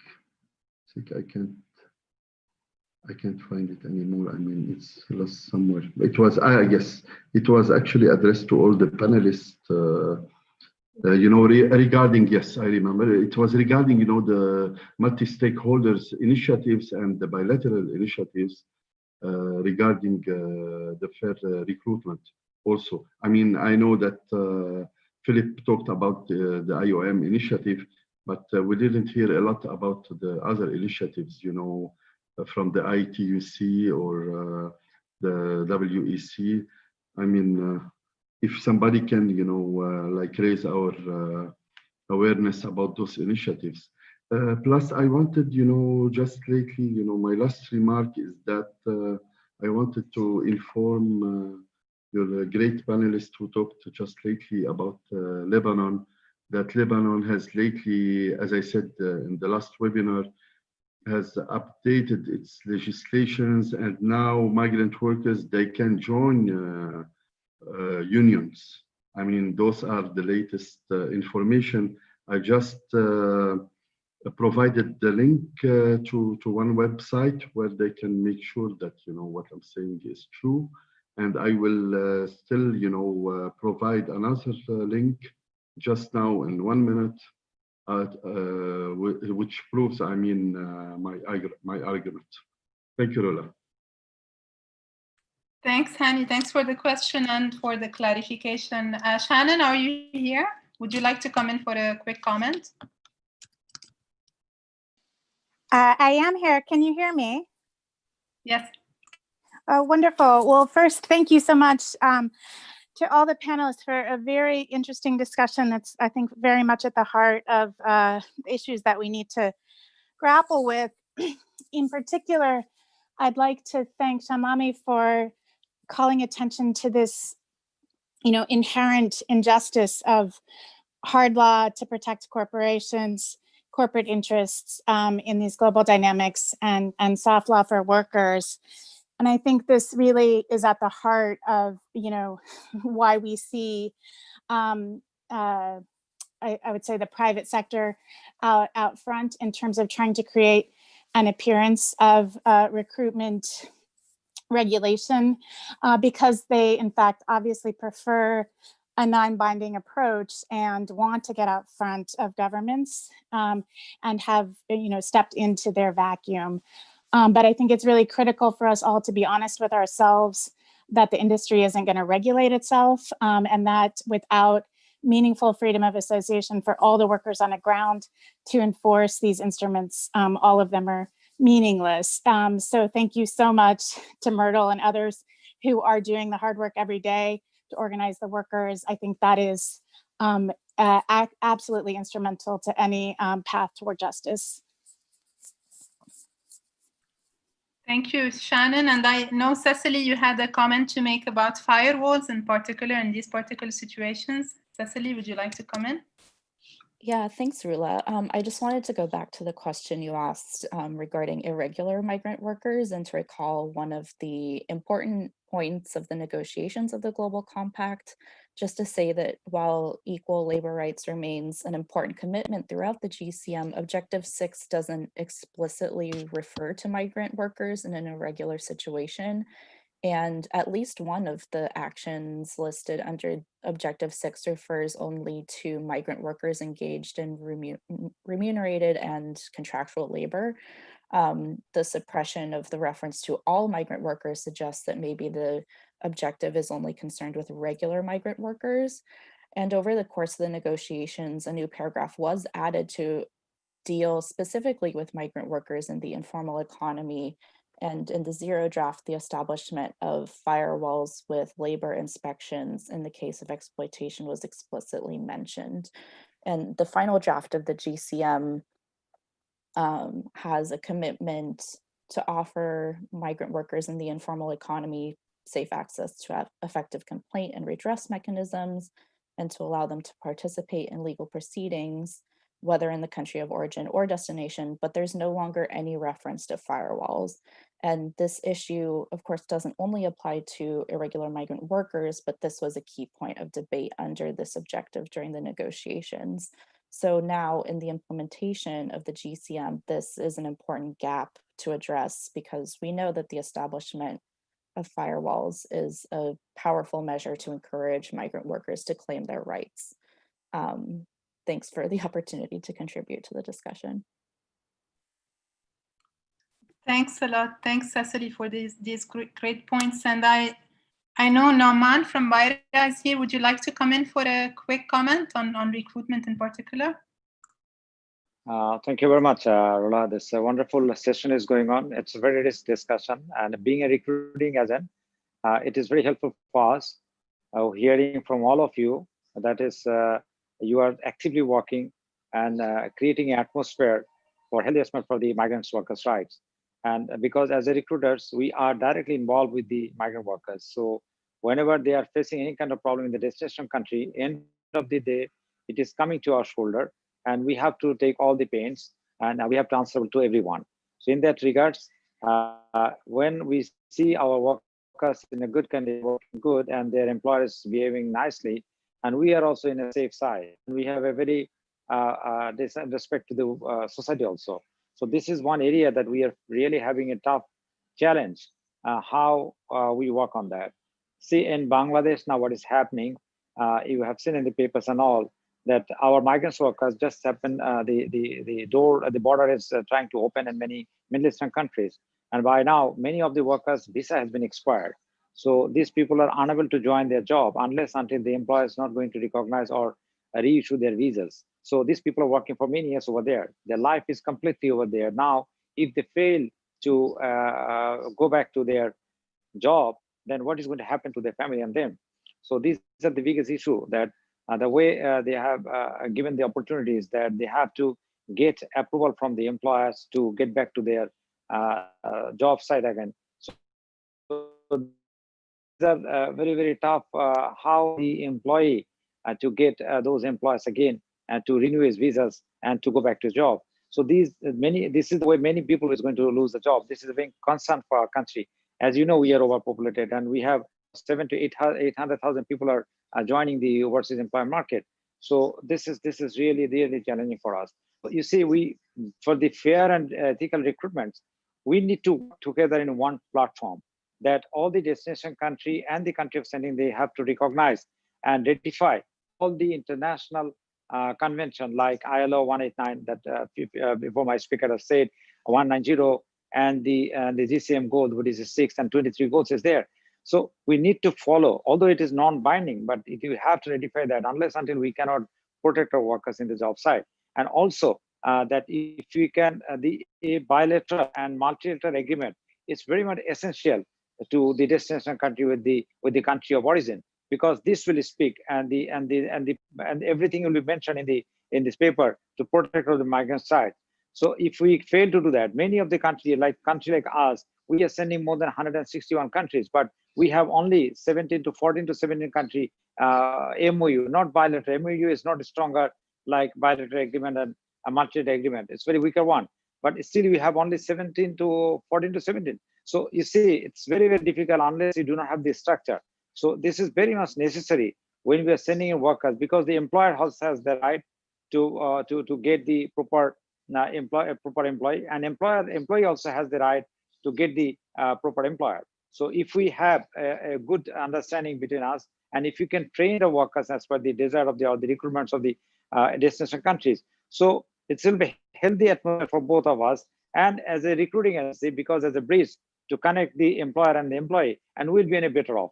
So unless until we cannot develop that, we are facing a lot of problems. So we need to do also a lot of things on the process of the recruitment, process of the getting the demand. So we have to train ourselves also. We have our own responsibilities. Simultaneously, we get the same thing from our employers also. And if we can blacklist those employers, those who are not behaving well, and it can be circulated in the whole society of the sending country. So this is the way we can identify this company, this employer is not behaving well, we will not supply the workers to them. So we have to find out a way out how we can protect our workers. Thank you very much, Rola, for giving me the opportunities. And it's wonderful hearing all of you. And I love to join every time whenever you have this program. It's my pleasure. Thank you. Thank you, Noman. Thank you for these points. I think now we just have around 10 minutes left on the webinar. So I think it's good to get back to the panel. So many questions were raised, so many points were made. So I would ask you also to try to answer the questions if there were questions addressed to you. Let's start with Shabri. I know Hani had raised a question directly to you, but also Cecily spoke about irregular workers not being covered by the GCM. Any reflections on this and final thoughts, Shabri? Yeah, no, absolutely. No, thanks, Hani. It's always a pleasure to hear from you. Hani, when we look at the fair recruitment guidelines, and actually going back to Phil's point, Phil, I actually refer to the guidelines. If, as an ILO representative, if I don't, that would be a big remiss as far as I'm concerned, even in general, given that it is the basic standard, the fundamental standards. So I'm glad we agree on that. But Hani, going back to your point, I think we need to look at the guidelines, the guiding principles and operational guidelines for fair recruitment. We've got to look at them we've got to dissect various aspects of the guidelines. I'll give you an example. For instance, one of the things that it talks about is that employment contracts should be clear and transparent. If you ask Noman now, who just spoke from the Bangladesh side, Noman will say, absolutely, that is priority for recruitment agencies, that is priority for government, particularly country of origin, like in the case of Bangladesh. Recruitment, all kinds of contracts that the workers sign should be very clear, should be very transparent, and even in a language that they understand. As an example, the other example is, let's take social dialogue. The guidelines call for governments, workers, and employers' representatives to be able to come together. A good example is the Nepal-Jordan corridor, where there is a very strong fair recruitment work happening in the context of women garment workers from Nepal working in the garment industry in Jordan. And this particular corridor has specifically focused on fair recruitment guidelines as well. And it brings together a strong bilateral labor migration agreement as well between Nepal and Jordan. So these examples, Hani, are I wouldn't say they're across the board. What we need to look at each one of these points is how they are applied in terms of how governments are looking at things. One of the most difficult ones, so let me also give you the flip side. One of the most difficult ones, one is in the guidelines, it calls for the elimination of charging of recruitment fees and related costs. Unfortunately, that is not really the case. And I can see Noman nodding his head. You know, there are still a lot of migrant workers who are paying for the migration aspect of things. A lot of migrant, as I mentioned, you know, in Bangladesh alone, we're talking about 17 months of pay of their wages go into paying back the recruitment costs. So in a way, these are issues which are still far and few in between, but we need to clarify it. In terms of some final thoughts, Rula, from my side, listening to what everybody has to say, one of the things that I've always focused on every time I speak to the recruitment industry and spend time with the likes of our friend Noman and others is I'm constantly struck by hearing, look, what do we do? You know, the more you say fair, the more you say compliance, the more costs it incurs. How many times have we heard this from recruitment agencies? The more rules, the more the regulations, the more the cost, the higher the cost. Who has to bear these costs? Now, ideally, the employer has to bear these costs. Unfortunately, that is not the case. The costs are being shifted to the workers. If we look at it in one way, and I always say this in the case of transparency, particularly in the context of recruitment, you know, in some countries in South Asia, corruption when it comes to recruitment is over the table. In some countries, it's under the table. And in some countries, it includes the table. That's how bad the situation is when it comes to how migrant workers have to consider the fees that they have to pay. And one final point is this. Whatever said and done at the regional, even if individual countries, and I take in point very clearly what Shalmali, the points that Jean and others have mentioned, Patrick, it is to make sure that no matter how much one country tries to put in place policies, if other countries don't necessarily cooperate, or if countries don't cooperate with each other, sending countries, we are going to have a race to the bottom. As a case in point, in 2015 or 16, when Nepal introduced the free visa, free ticket policy, employers said, fine, we are not going to recruit from Nepal. Immediately, there were a number of other countries in South Asia which said, that's okay, you can recruit from our countries simply because we are not going to have a free visa, free ticket policy. So keeping this in mind, this particular competition and the race to the bottom is something that we need to avoid only to ensure a better cooperation. Otherwise, recruitment one way or the other is going to maintain its status quo, which is in the current moment not the best thing to have. Thanks, Rula. Thank you, Shabri. Jean, your thoughts and answers to the questions and final reflections? Yes, there are two questions put to me in the chat. I won't take both of them. I'll take one of them. And then I want to respond to you, Rula, about this just doesn't affect women, it affects everybody. And the question of ethical recruitment. So one of the questions is, how does the GCM address gender and migration? I think the GCM addresses gender and migration, gender equality and women's rights and migration much better than previous intergovernmental processes, not just in respect of women's specific and gendered vulnerabilities, but also in terms of women's leadership, participation, agency, etc. I think it ensconces gender equality and women's rights very well in the principles, taking account of the differences between women and men and tailoring responses to them, and intersectionality, gender with other forms of women's marginalization. Thirdly, I'd like to say that 21 of the 23 objectives, address gender equality and women's rights. It's articulated differently. Some objectives just address it in terms of commitment and address some actions with respect to gender. Some of them with respect to commitment and more comprehensive addressing of actions with respect to gender. But where it falls short is that there's no reference to gender equality, women's rights in alternatives to deportation, in international partnerships and cooperation, sexual and reproductive rights of women, and in ethical recruitment. And these need to be addressed. Further, I'd like to say that the GCM is rather hazy or inadequate. It talks about criminalizing smuggling, and by implication, women who are smuggled and therefore irregular could be criminalized. And therefore, there needs to be a more nuanced approach to smuggling and distinguishing between smugglers who really violate and do-gooders and not criminalizing irregular smuggled migrants. Secondly, there is an oblique reference to non-refoulement. And, there is an assumption that migrant workers, including women, can go back to situations of real stress, whether it's climate, sensitivity or disaster proneness or protracted economic crisis.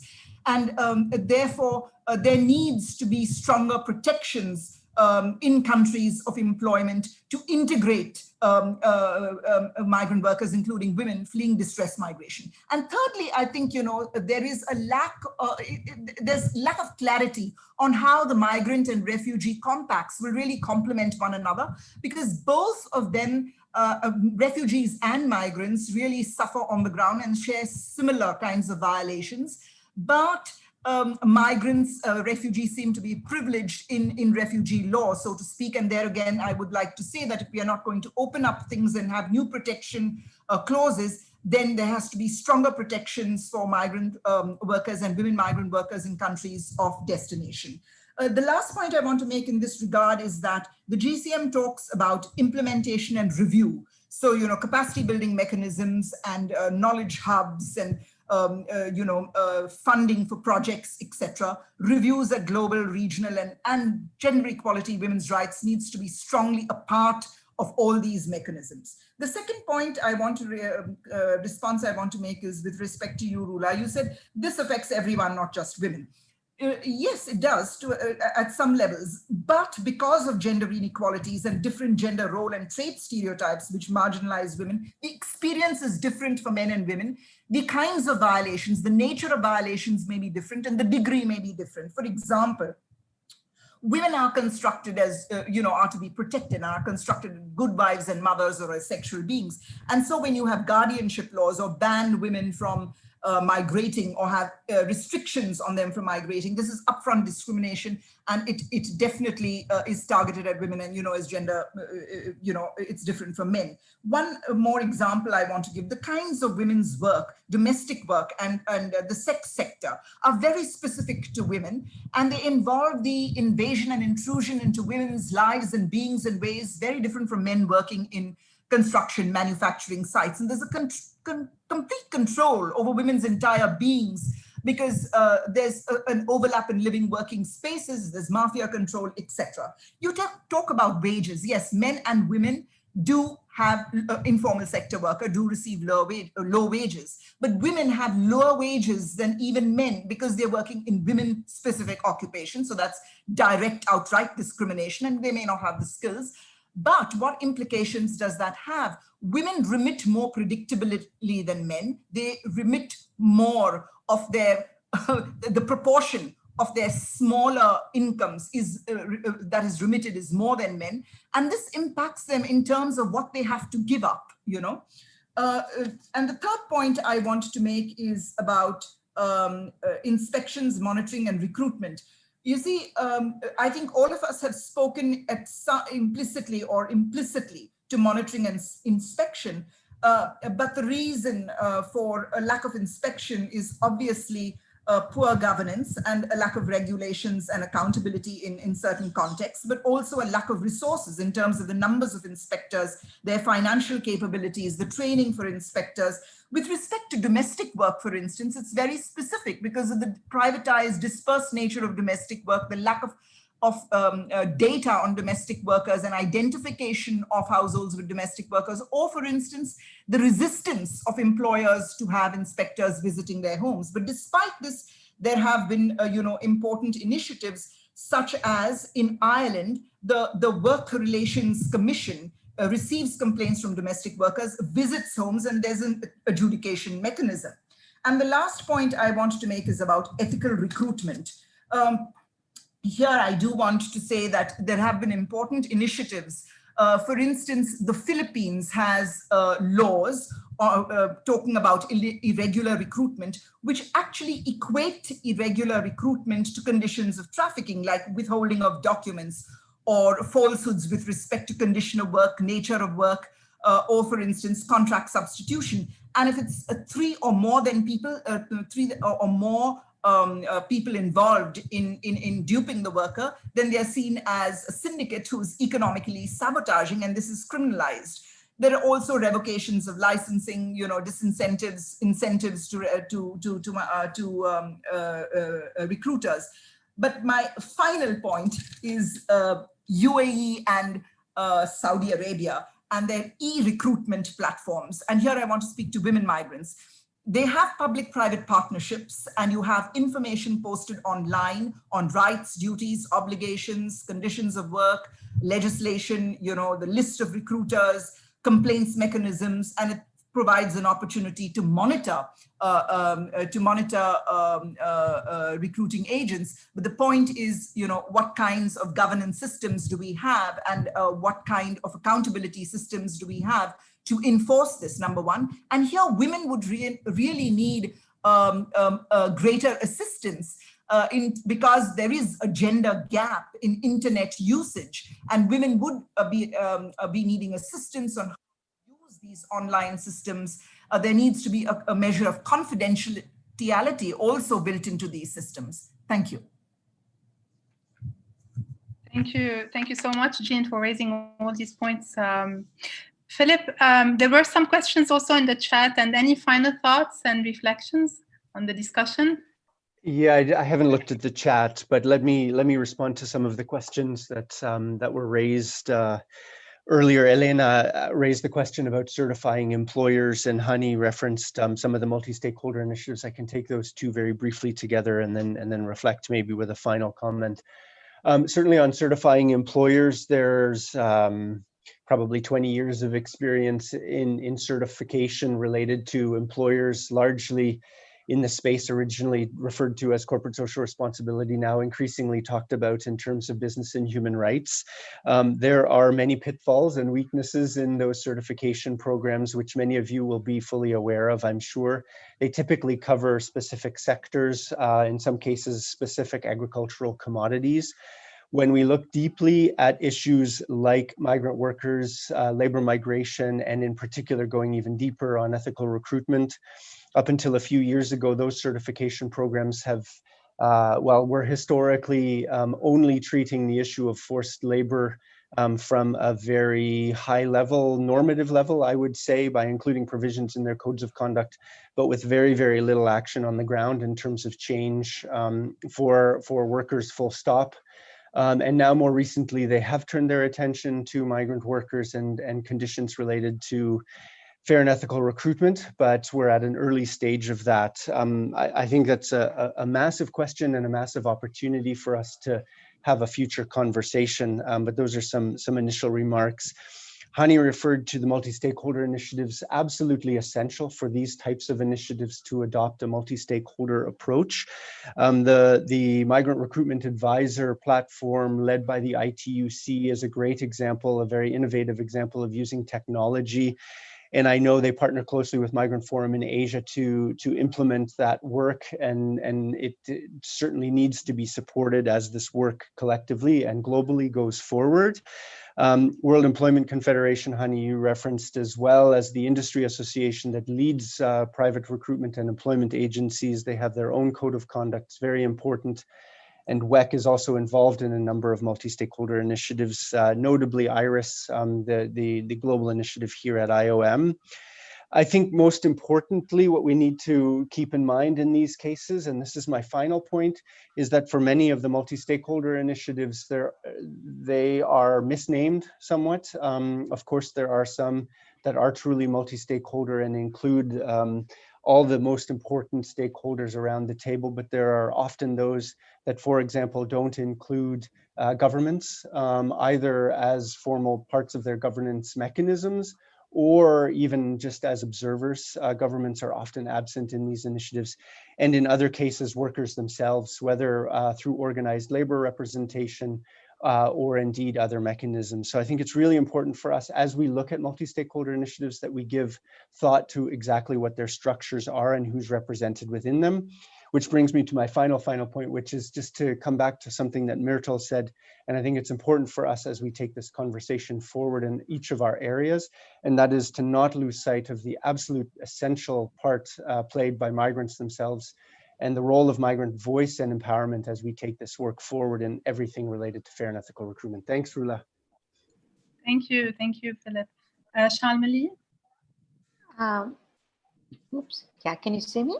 Yeah, right. Yes. Thank you. So first point that I'd just like to make is the whole issue of agency and voice. Myrtle made it, Flip made it, others have made it. So I think that's really important, because I think without that voice, without workers being able to have their own voice and their own agency and the autonomy to represent themselves, I think, the realities, the data, and the conditions that are needed to for them to be able to live and work with dignity are not going to happen. And for that, we do need the freedom of association, the freedom of speech, and a guarantee of their rights. So that's one point to start with. A couple of other very quick points. One is on the issue of where we are now with COVID-19. It's brought about a completely changed world of work, and informalization of different types of work arrangements will increase. And, for those who have education, technology, digital access, et cetera,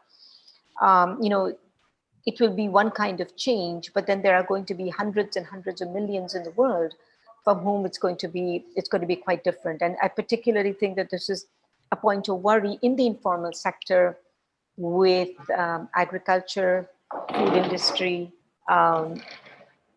construction, and and of course the domestic hospitality industries, which are going to change quite a lot. So here again, the issue will come up. How does one ensure voice, agency, and the level of organizing that is needed for workers to be able to assert themselves as workers, but at the same time, not end up with being, who was it? One of the speakers earlier had said, I'm sorry, or what commenter said, there's under the table, on the table, that whole thing, that's that level of, I don't know what with it's more than rent seeking. That's a huge burden on workers who are barely making a living and who are just doing whatever they can to be able to survive the kind of economic crisis that the pandemic has triggered. The second point that I want to make is on the issue of voluntary and legal again. Now, the concept and package of policies that are related to decent work, they have emerged in response to sort of the precarious and exploitative employment that are resulting from, but also demanded by corporate-led globalization. So we have this fragmentation, unbundling, and global outsourcing of production, which, for example, whether it's industry or whether it's agriculture, services, hospitality, and so on, rest and recreation, tourism, leisure, globalization enabled it, but also demands it, and that's the sort of a morbid dance that has happened with world economy now. And in order to maintain competitiveness in this world, governments have legally allowed corporations to exploit workers. They've legally allowed, even if it's not a corporation, they've legally allowed the exploitation of workers, through whether it's and abuse of their rights and so on.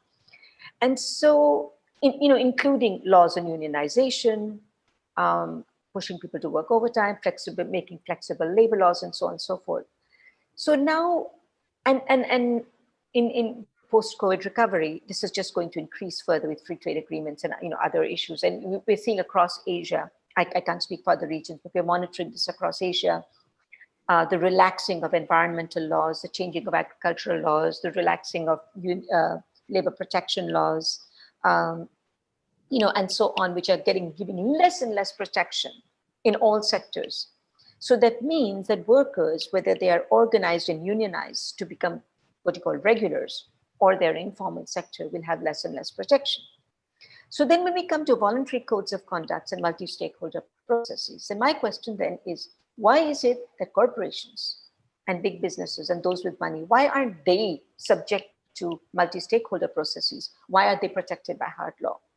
And I think we have to distinguish between rights holders and stakeholders. And how are we going to ensure that the rights of migrant workers and informal sector workers will have greater weightage than other sectors? And I think this is, and I know, I mean, as the speaker before said, corporations and big businesses will not voluntarily regulate themselves. Yes, they won't. But who are we as humanity? Who are we as societies? That we will not step up and say, no, this is wrong. Capital and corporations do not get ahead of workers. Profits are not more important than people's lives. How do we, for example, say the protection of borders with military and guns and stuff is not more important than the lives of those who are running, who are seeking protection? This blurring of lines between refugees, asylum seekers, workers, it's I guess my plea to everybody is to think about this. I know that many of these documents that are before us have to be worded in certain ways to get everybody on board. But at what point do we take a position on the centrality of legally enforceable rights? So I just leave it there. Thank you. Thanks a lot, Shalmali.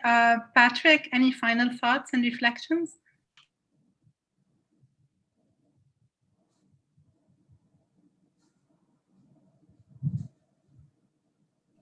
Patrick, I think you're still on mute.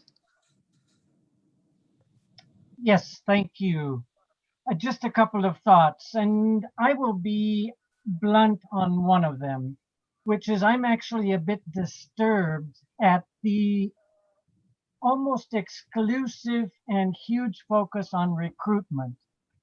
And that in the case when nearly all of the violations that are literally killing, maiming, and mistreating migrant workers take place in or around the workplace in the country of destination.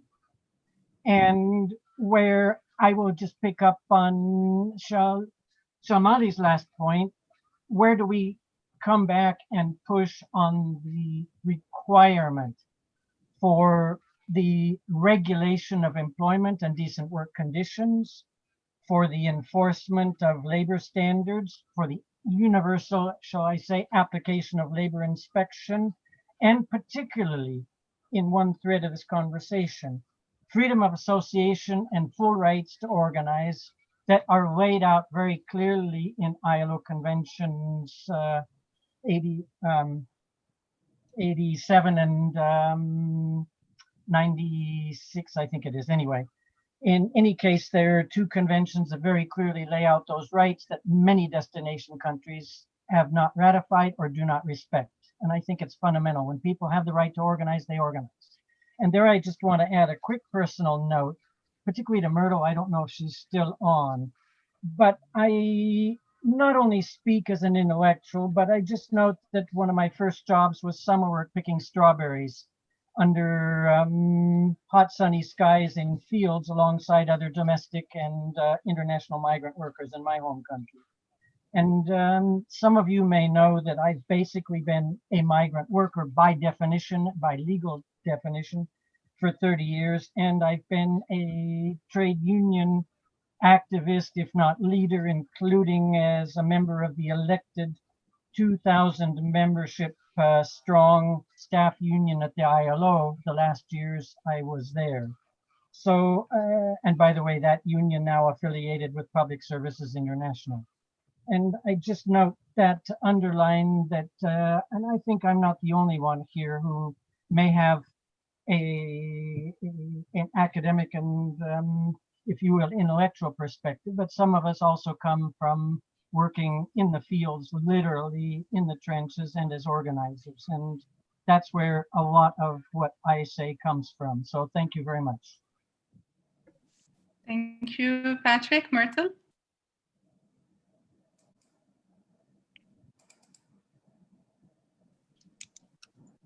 Myrtle, are you still with us? I think maybe. Okay, no, I think we've lost Myrtle. Unfortunately, we didn't get to hear her final remarks, but thank you all very much for this very rich and diverse panel. I think we've covered a lot of grounds, from recruitment to working conditions in countries of destination, to the issues with work of women. How do we make that decent work? It's been very interesting, very rich, and I think we've gone over time, but the discussion could have gone for another hour very, very easily with all the inputs from the different panelists. So thank you very much for us. Thank you for the panelists that shared their views today. Thank you for everybody who joined us as well and who stayed over time. Our next webinar is going to be, as usual, the same time on Tuesday, next Tuesday on Objective 7 in particular. So do stay with us and do join. Thanks, everyone, and have a good day. Thank you. Thank you. Thank you.